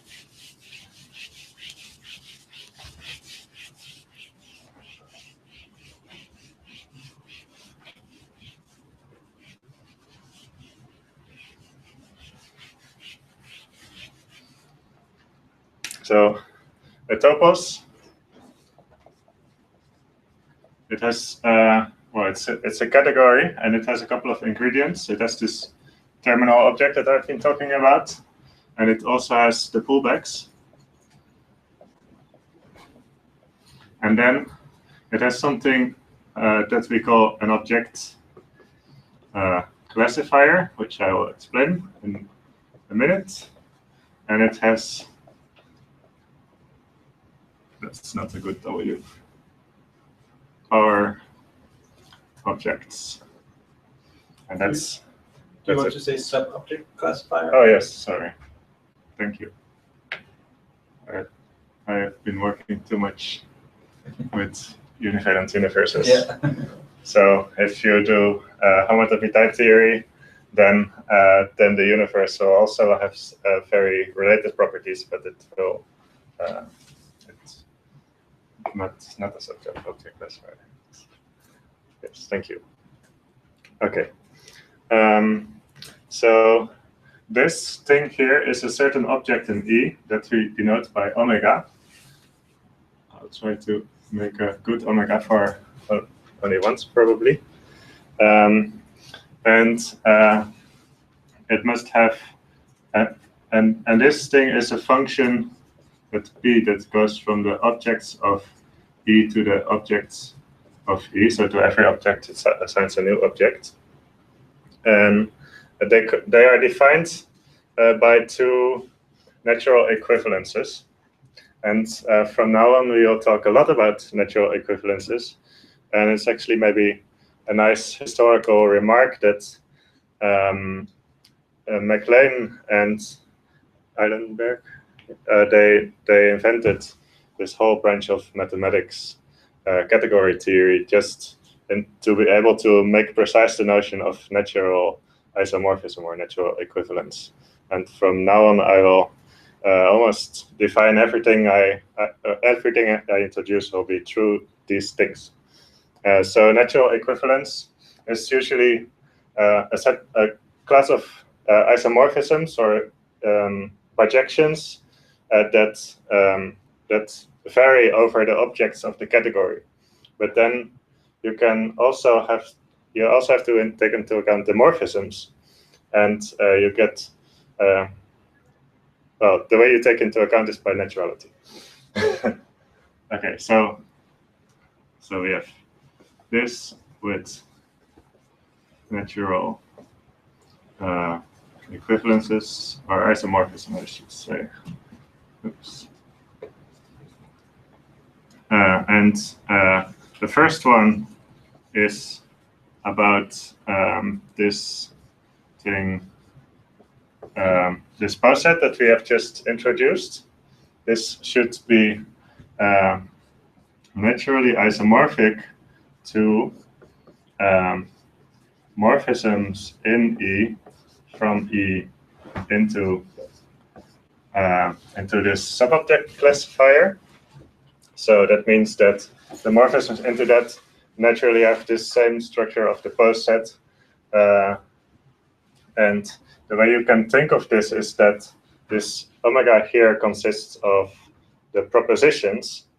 And with these propositions varying over your object, you make a subobject by the same way that you can make a subset of a set by specifying a proposition that holds for some elements, but maybe not for others. That's exactly how you do. So this should remind you of the construction X in X, such that phi of X holds. That's exactly what this should remind you. And then for the power objects, there's a similar thing, but now we should try to express what it means to be the powers set or power object through these natural isos. And the way you do that is that if you have a subset of this of this Cartesian product, then you get map from a, not an arrow, into the power set of D. So this sort of plays a similar rule. And now I'm going to spend 10 minutes on maybe explaining these natural isomorphisms, to unfold them, what they mean, to get a bit of feeling for them. Okay, so we start with this one over here, the subobject classifier. So you have products as well. Yeah, we have products from unit and pullbacks. So the pullback of two maps into the unit is a Cartesian product. Yeah. Okay, so from this this thing here in particular, we get from the subobjects of the terminal object, we get this isomorphisms of from the terminal object into omega. So it's like actual points in omega. But here, so remember, this was equivalence classes of monomorphisms into the terminal object. So particular monomorphisms is the identity morphism that's in there. So now, if we take the thing that corresponds to that by definition of this iso, we get a morphism that goes from 1 to omega. And this morphism, so now we have t from 1 to omega. Maybe an easy exercise that you can try at home is show that t is a monomorphism. This is meant to be very, very easy. So we're not going to do that. So this is a mono. Since it's mono, it's like that. And the naturality, it means that if you have f goes from, where does it go to? A to b? Yes. A to b. Then I have this sub e d, and I have this d into omega, and I have the sub e a, and I have this d of a into omega, and of course I have these natural isos here. And I can relate them. So we already have established this functor over here that goes down. That's defined by pullback. And here we can, the morphisms from B to omega, we can precompose them with F. So we have this functor over here. And the naturality requirement says that this square has to commute. So that's what it means. And then if we have, so now if we have an arbitrary monomorphism M, so if we assume that F is a monomorphism, if you allow me illegal operations on the whiteboard, then how is this going to go? Oh, I need to do actual illegal operations. Let me just, sorry about this.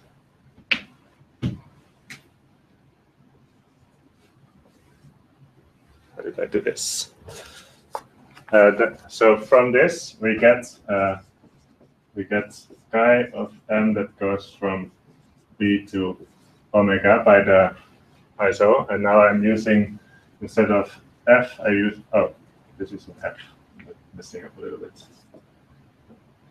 Chi of f, and if you start with this truth subobject of omega that's corresponding here, you can calculate it, but it's corresponding to the identity on omega.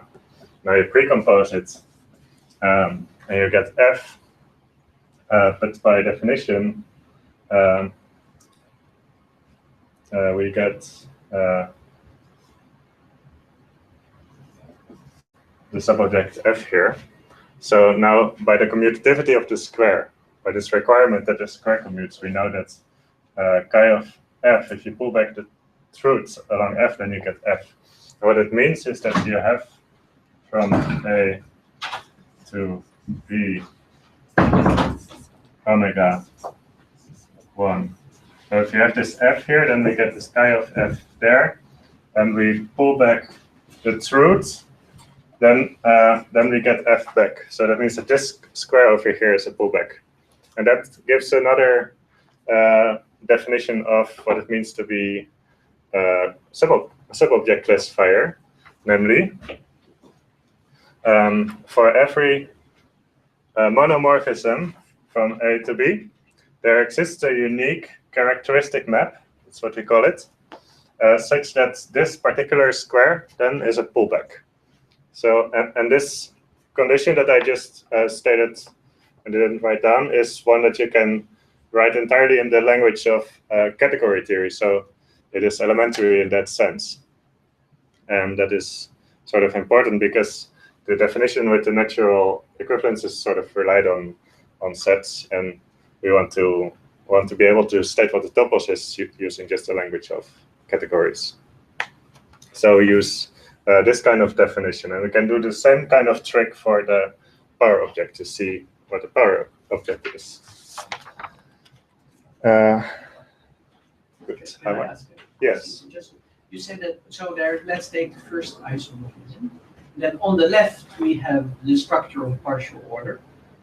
Yes. Yes, so we also must have the structure on the part of a partial order on the right. That's correct. I'm trying to get my head around that, and I don't see it. Can you explain the partial order structure on the poset structure there? Yeah, so I think it's literally, so no, so you have this omega down there, then goes from B into there, and then here we knew that if we have two monomorphisms from A to A prime, and we can define a map between them, then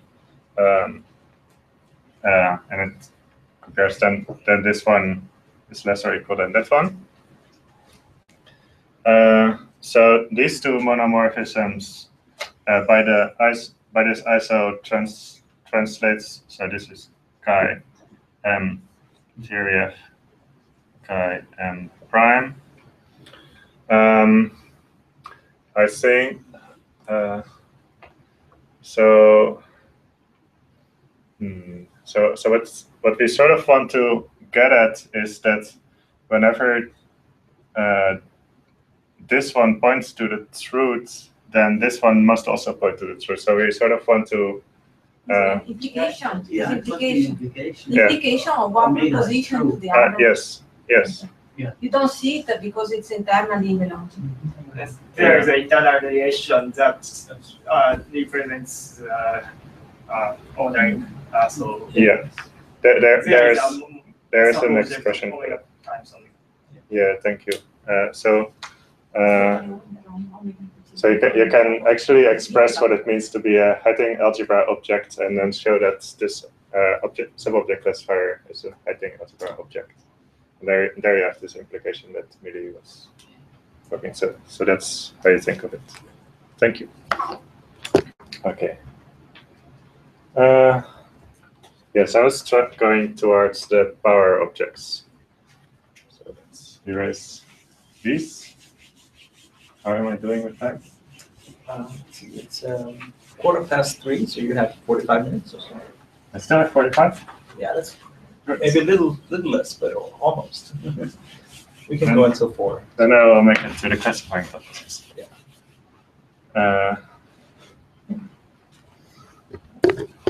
Okay. So here again, we can have in particular that E of B with cross product with the power object into omega is isomorphic to E the power object B, the power object B. And here, what do we find? We find the identity morphism on the power object. So corresponding to the identity morphism on the power object, we find a morphism here from this product to there. What does this thing say? It takes as input a B, and then a subset of B, let's say a U, and then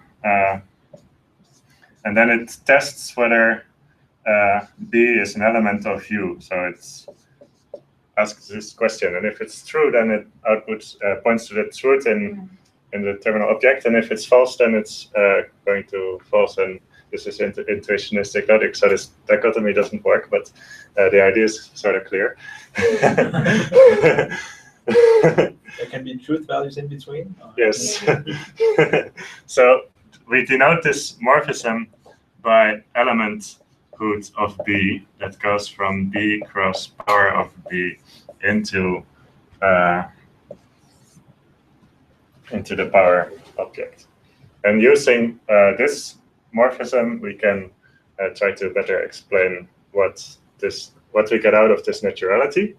So let's first make the naturality explicit. So if we have,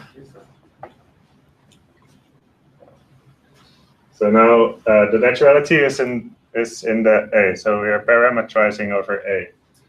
So we have if F. Now let's go from X to A, because we already used up all the other letters. Then it goes to A. So epsilon or B cross A omega from A to the power set of B B cross X omega and X into power set of B. Am I doing this right? I'm not sure if well. So we get the square again. These are the natural isos. These are the natural isos. And then this is precomposing with F. And this is also precomposing with something, but it's precomposing with identity on B on the first component and F on the second component. And the naturality says that this square needs to commute. Okay. How did I get from here to there? So if I have now, let's say let's F go from B cross A into omega. So new situation.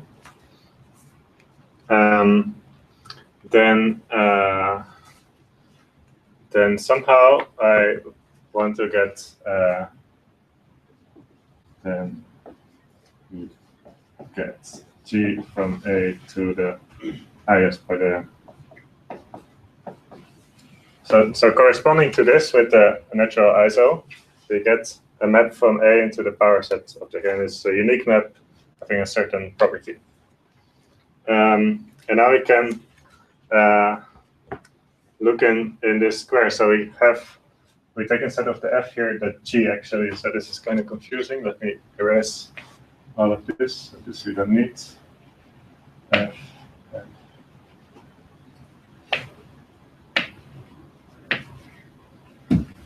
I'll do it with another color. So BB, A, and A. So this is precomposing with the G, and this is precomposing with the G over there. And here we have the identity on B of B. This is where we have our G. So you see that identity is met to there.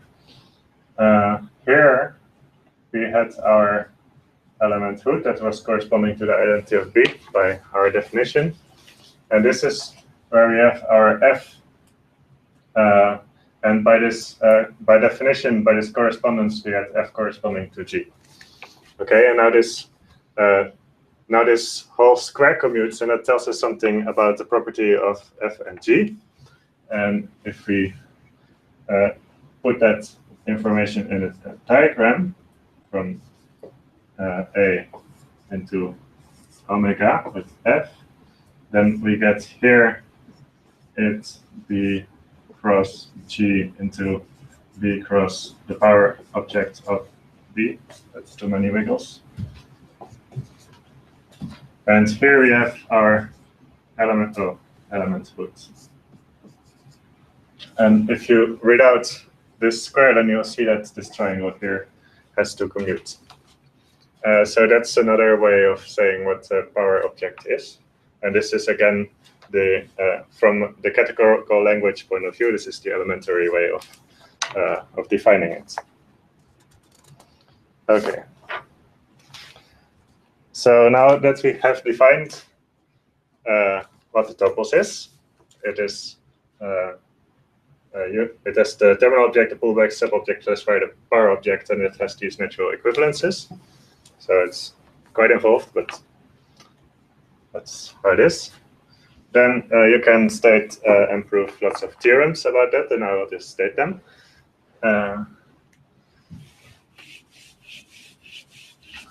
It is a very flexible notion. Topos, a lot of things about them are true.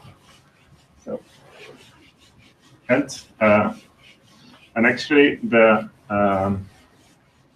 rest of my talk, I will.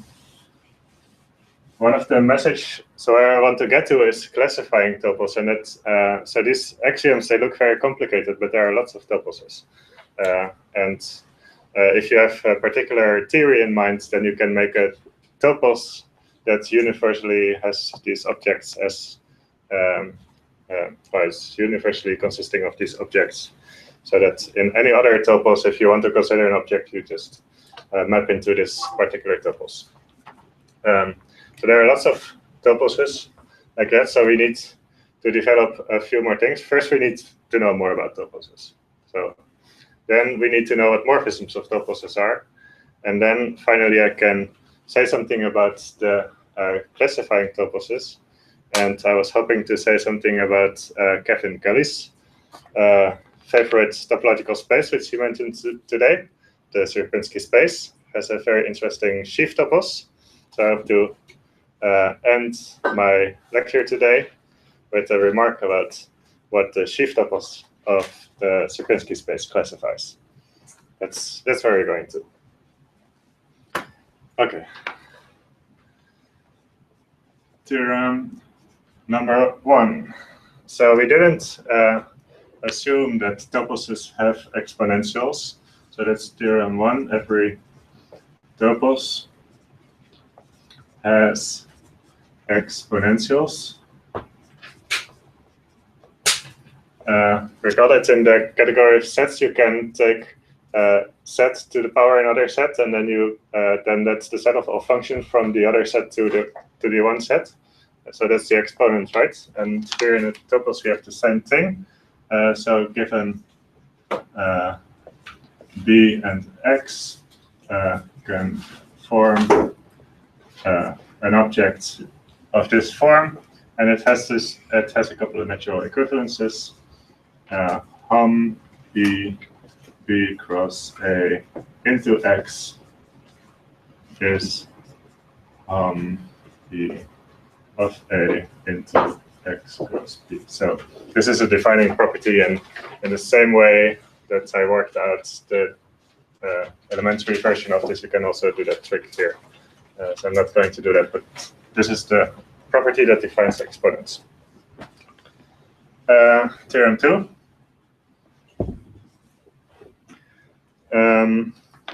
This will be a nice theorem if you have been working with propositional truncation or with modalities in type theory a little bit.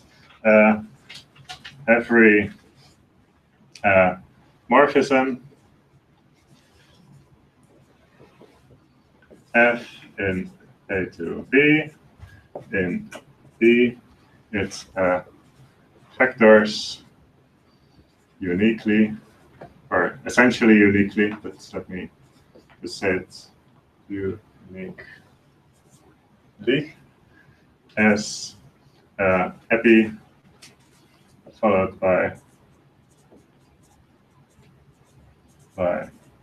mono. So epi I actually didn't say, but it's like the opposite of a mono. An epi is a mono in the opposite category. And so this way we have F.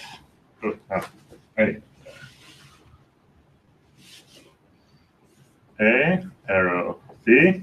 We have this F, and then here we have some object, and F, as if it were a set theory, would call it just the image. And this here is a subobject of B, and this thing is epi, so it's the generalization of surjective. And moreover, and the epis are stable under pullback. So this means that we have, so if you have seen higher modalities in type theory before, you would need this to have that it's a higher modality. But here it just means that you have propositional truncation, maybe. And that is stable under pullback means that the identity types of the propositions are again propositions. So that's important. Then there's a theorem number 3. And the theorem number 3 says has finite colimits. So that's a categorical version of taking quotients. And if you know what it is, then you think, ah, nice. And also very important is theorem number 4. Every slice of a topos is a topos. So that means that the axiom of topos theory are true in an arbitrary context. That's sort of what it means. So, and also since now we can go back knowing that the slice of the topos is topos, we know that the slices have exponentials, so we can conclude from this that it's every topos must be locally Cartesian closed, so it has an interpretation of pi. Okay, very good. Now on to morphisms of toposes. A geometric morphism, F going from a topos to another topos, consists of functors, and there are two of them actually. It's not just one. It has F upper star and F lower star, and this one goes from E to F, and the other one goes from F to E. So this might be a bit puzzling, but this one is called the inverse image.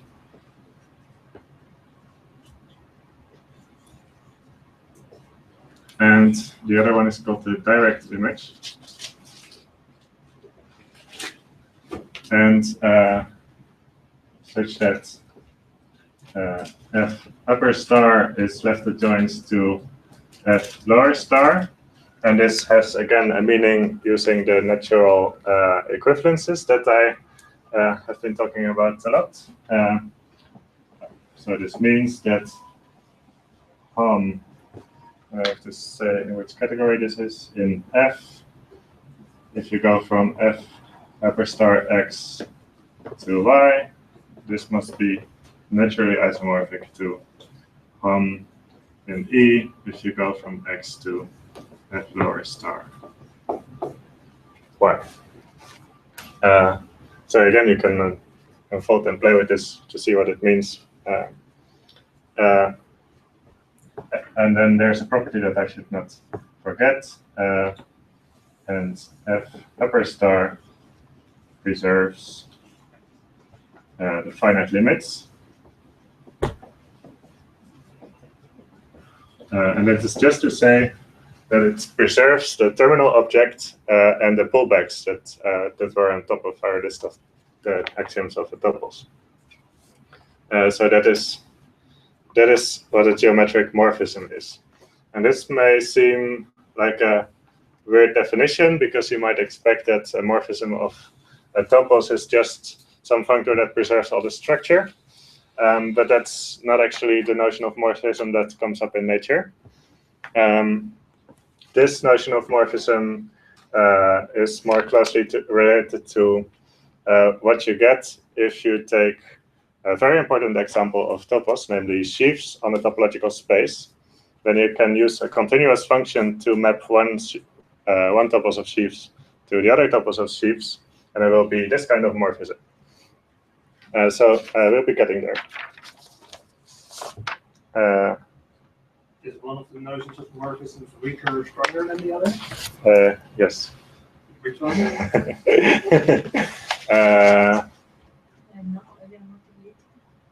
Sorry? They're not related? Okay. These are not logical, because they don't preserve function spaces. No? I mean, the logical morphism between toposes, yeah, compared to that. Yes, it's a logical is the one which just preserves the structure. Yes, yeah. And this is not true. Yeah. Okay. Contrary, you need to do that. You need to have any morphism. Sorry? If you have a logical morphism, how do you get those two? How do you get those two? I'm not sure, actually. No, not related. Defer to another time. Yes. Okay. Yeah, so the reason why, I think one of the reasons why this notion of morphism is so important is there are two reasons for it, which I hope to get to.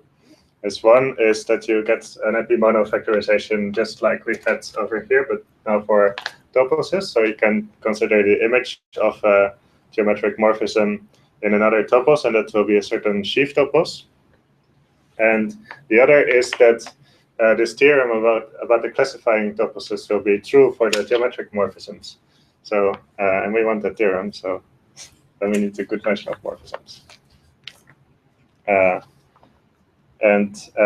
And also you might be puzzled why this data of this kind will be a morphism from F to E and not from E to F, but that has also to do with the theory that follows, and not.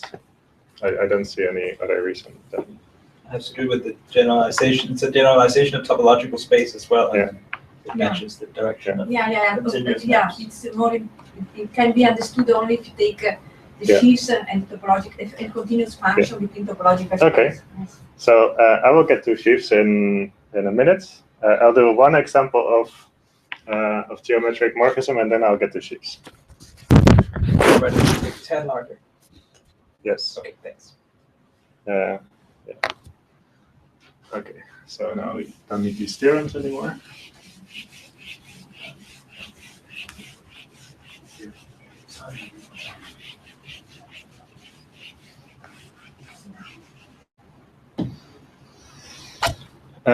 So the example that I wanted to give was the change of base.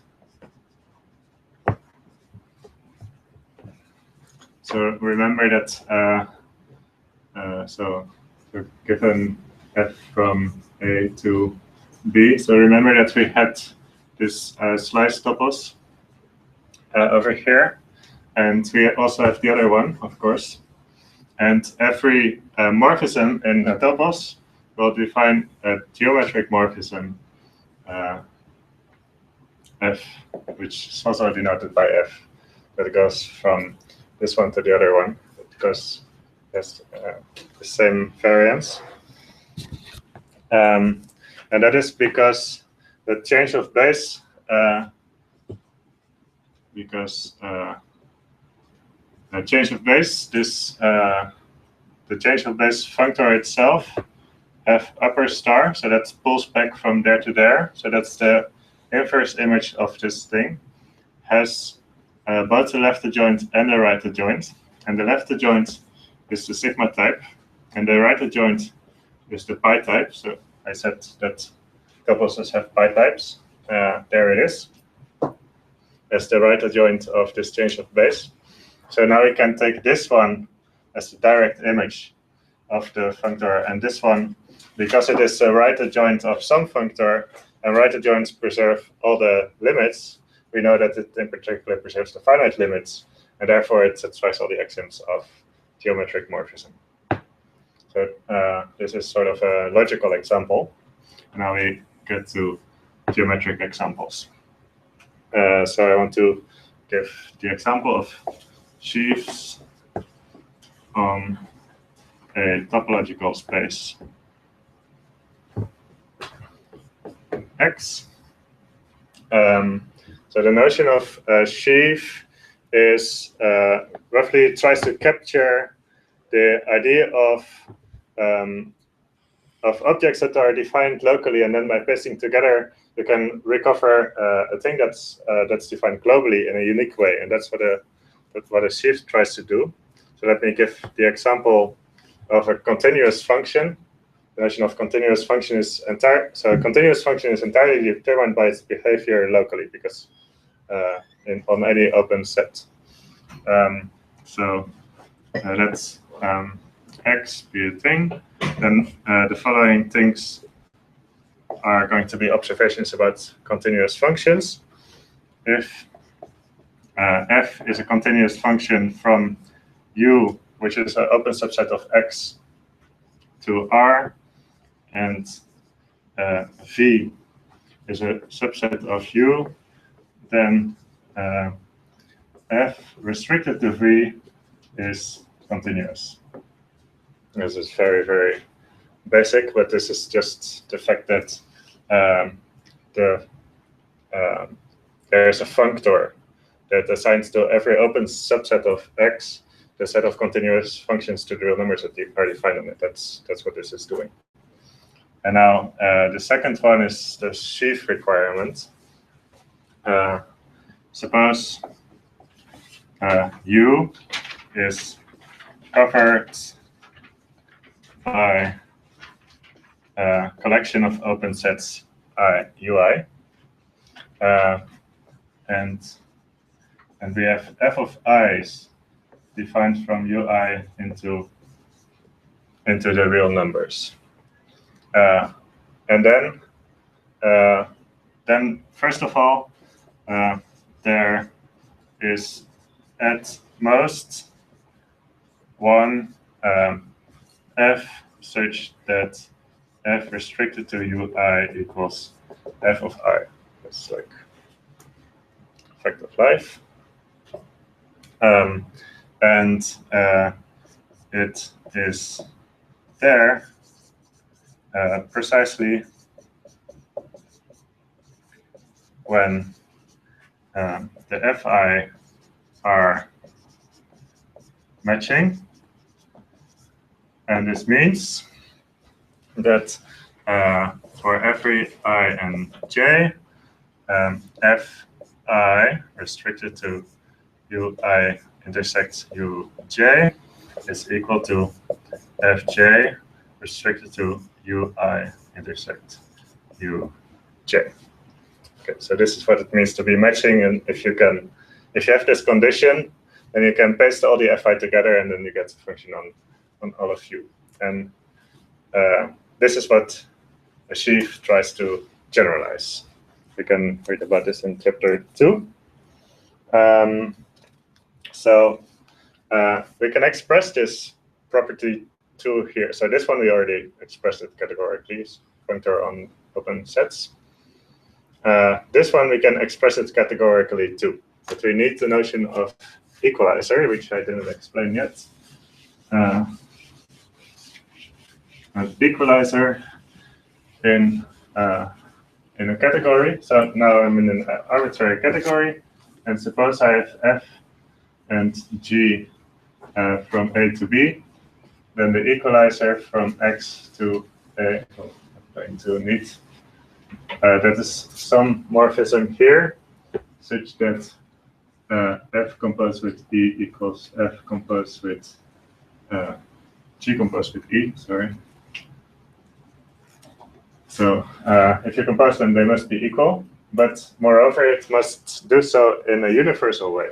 So if I have another Y and another D prime that has this property, if it equalizes F and G in this sense, then I must be able to find a unique morphism from Y to X such that this square here commutes. That's what it means to be equalizer. And now, if I guess if you try hard enough, then you can see the equalizer condition over here too. I'll just say what it is and not the process towards it. So here we have this family of morphisms. I'm going to need this bit, so let's ditch this over here. We don't need it anymore. So we have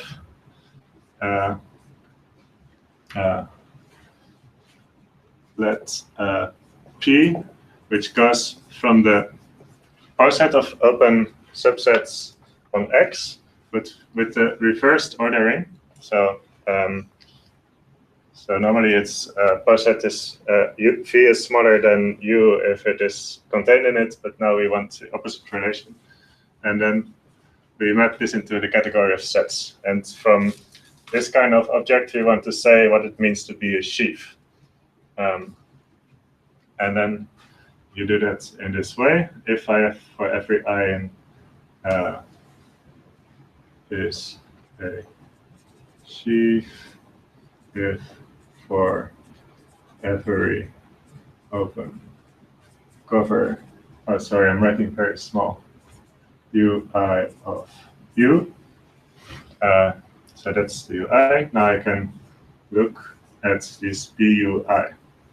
And if I have an object of this big product, that means like I have a family of these FI that I selected over here. And here I took P of UI to be this type. So I start with that. And now I can say what it means to be matching. So I can look into a bigger project. I, P, UI intersect UJ. So that is representing the type of these two things. And here I said roughly I have two ways of going from here to there. So there are two arrows over here, and we call them P and Q for the time being. So the one maps the family to this one, and the other maps the family to that one. Then it says the condition says that there is at most one F such that this condition holds, and it is there precisely when they are matching. So that means that we have something that equalizes them, and by this if and only if we see that it has to be an actual equalizer with that universal property. And the thing that it goes for is from U of I. Then I have some E, and I should say what E of F is. So this is the family of F restricted to UI varying over I.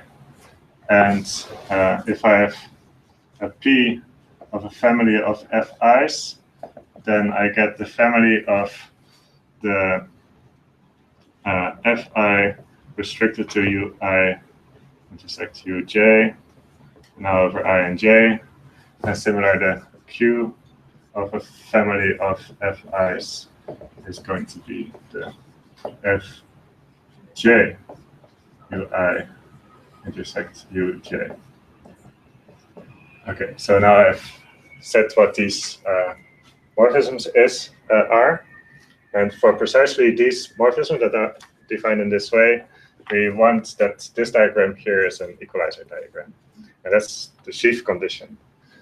Now you're running into the end stretch here. Maybe 5 minutes to wrap up? I have 5 minutes to wrap up. Yeah. Okay. So Yes, I can express this sheaf condition in using natural isos, because that's apparently our favorite thing to do. Oh, I should say what the covering sheaf is. Okay. A sheaf is a subfunctor of a representable functor on U, and this thing is called the y of U. And the covering sheaf is one for, you can test this condition equals the one type. And whether this is the whole type. That's, if this is true for the sheaf, then you call it the covering sheaf. And P is, so this P here, P is a sheaf if and only if we have the natural equivalences from OX to SP. And this is something that you can make more easily categorical, because we have all the time, we have been playing this trick of making natural isomorphisms into a categorical definition. And the way you do that, I'll say just a few words without writing anything on the board anymore, is you define on a topological, on a topos, you can define the notion of Lovera-Cherny topology using a closure operator. Remember that 2 weeks ago, Ulrich defined a topology entirely in terms of closure operators, so you can actually do the same for a topos. And then if you have this topology on a topos, you can say what it means to be a sheaf, and there'll be a condition that looks very, very much like this one. And then the theorem about the geometric morphisms is that you have this category of sheaves as your subcategory of your topos, satisfying such a condition. You have to show that it's a topos again. And then every geometric morphism will factor through a sheaf topos. And it will factor through it as a surjective geometric morphism, which I didn't explain what it is, followed by an embedding, which is the notion of monomorphism, so to say. And it does so in an essentially unique way. So now that I have spent some work on it, maybe that's a good moment to finish. Thank you very much.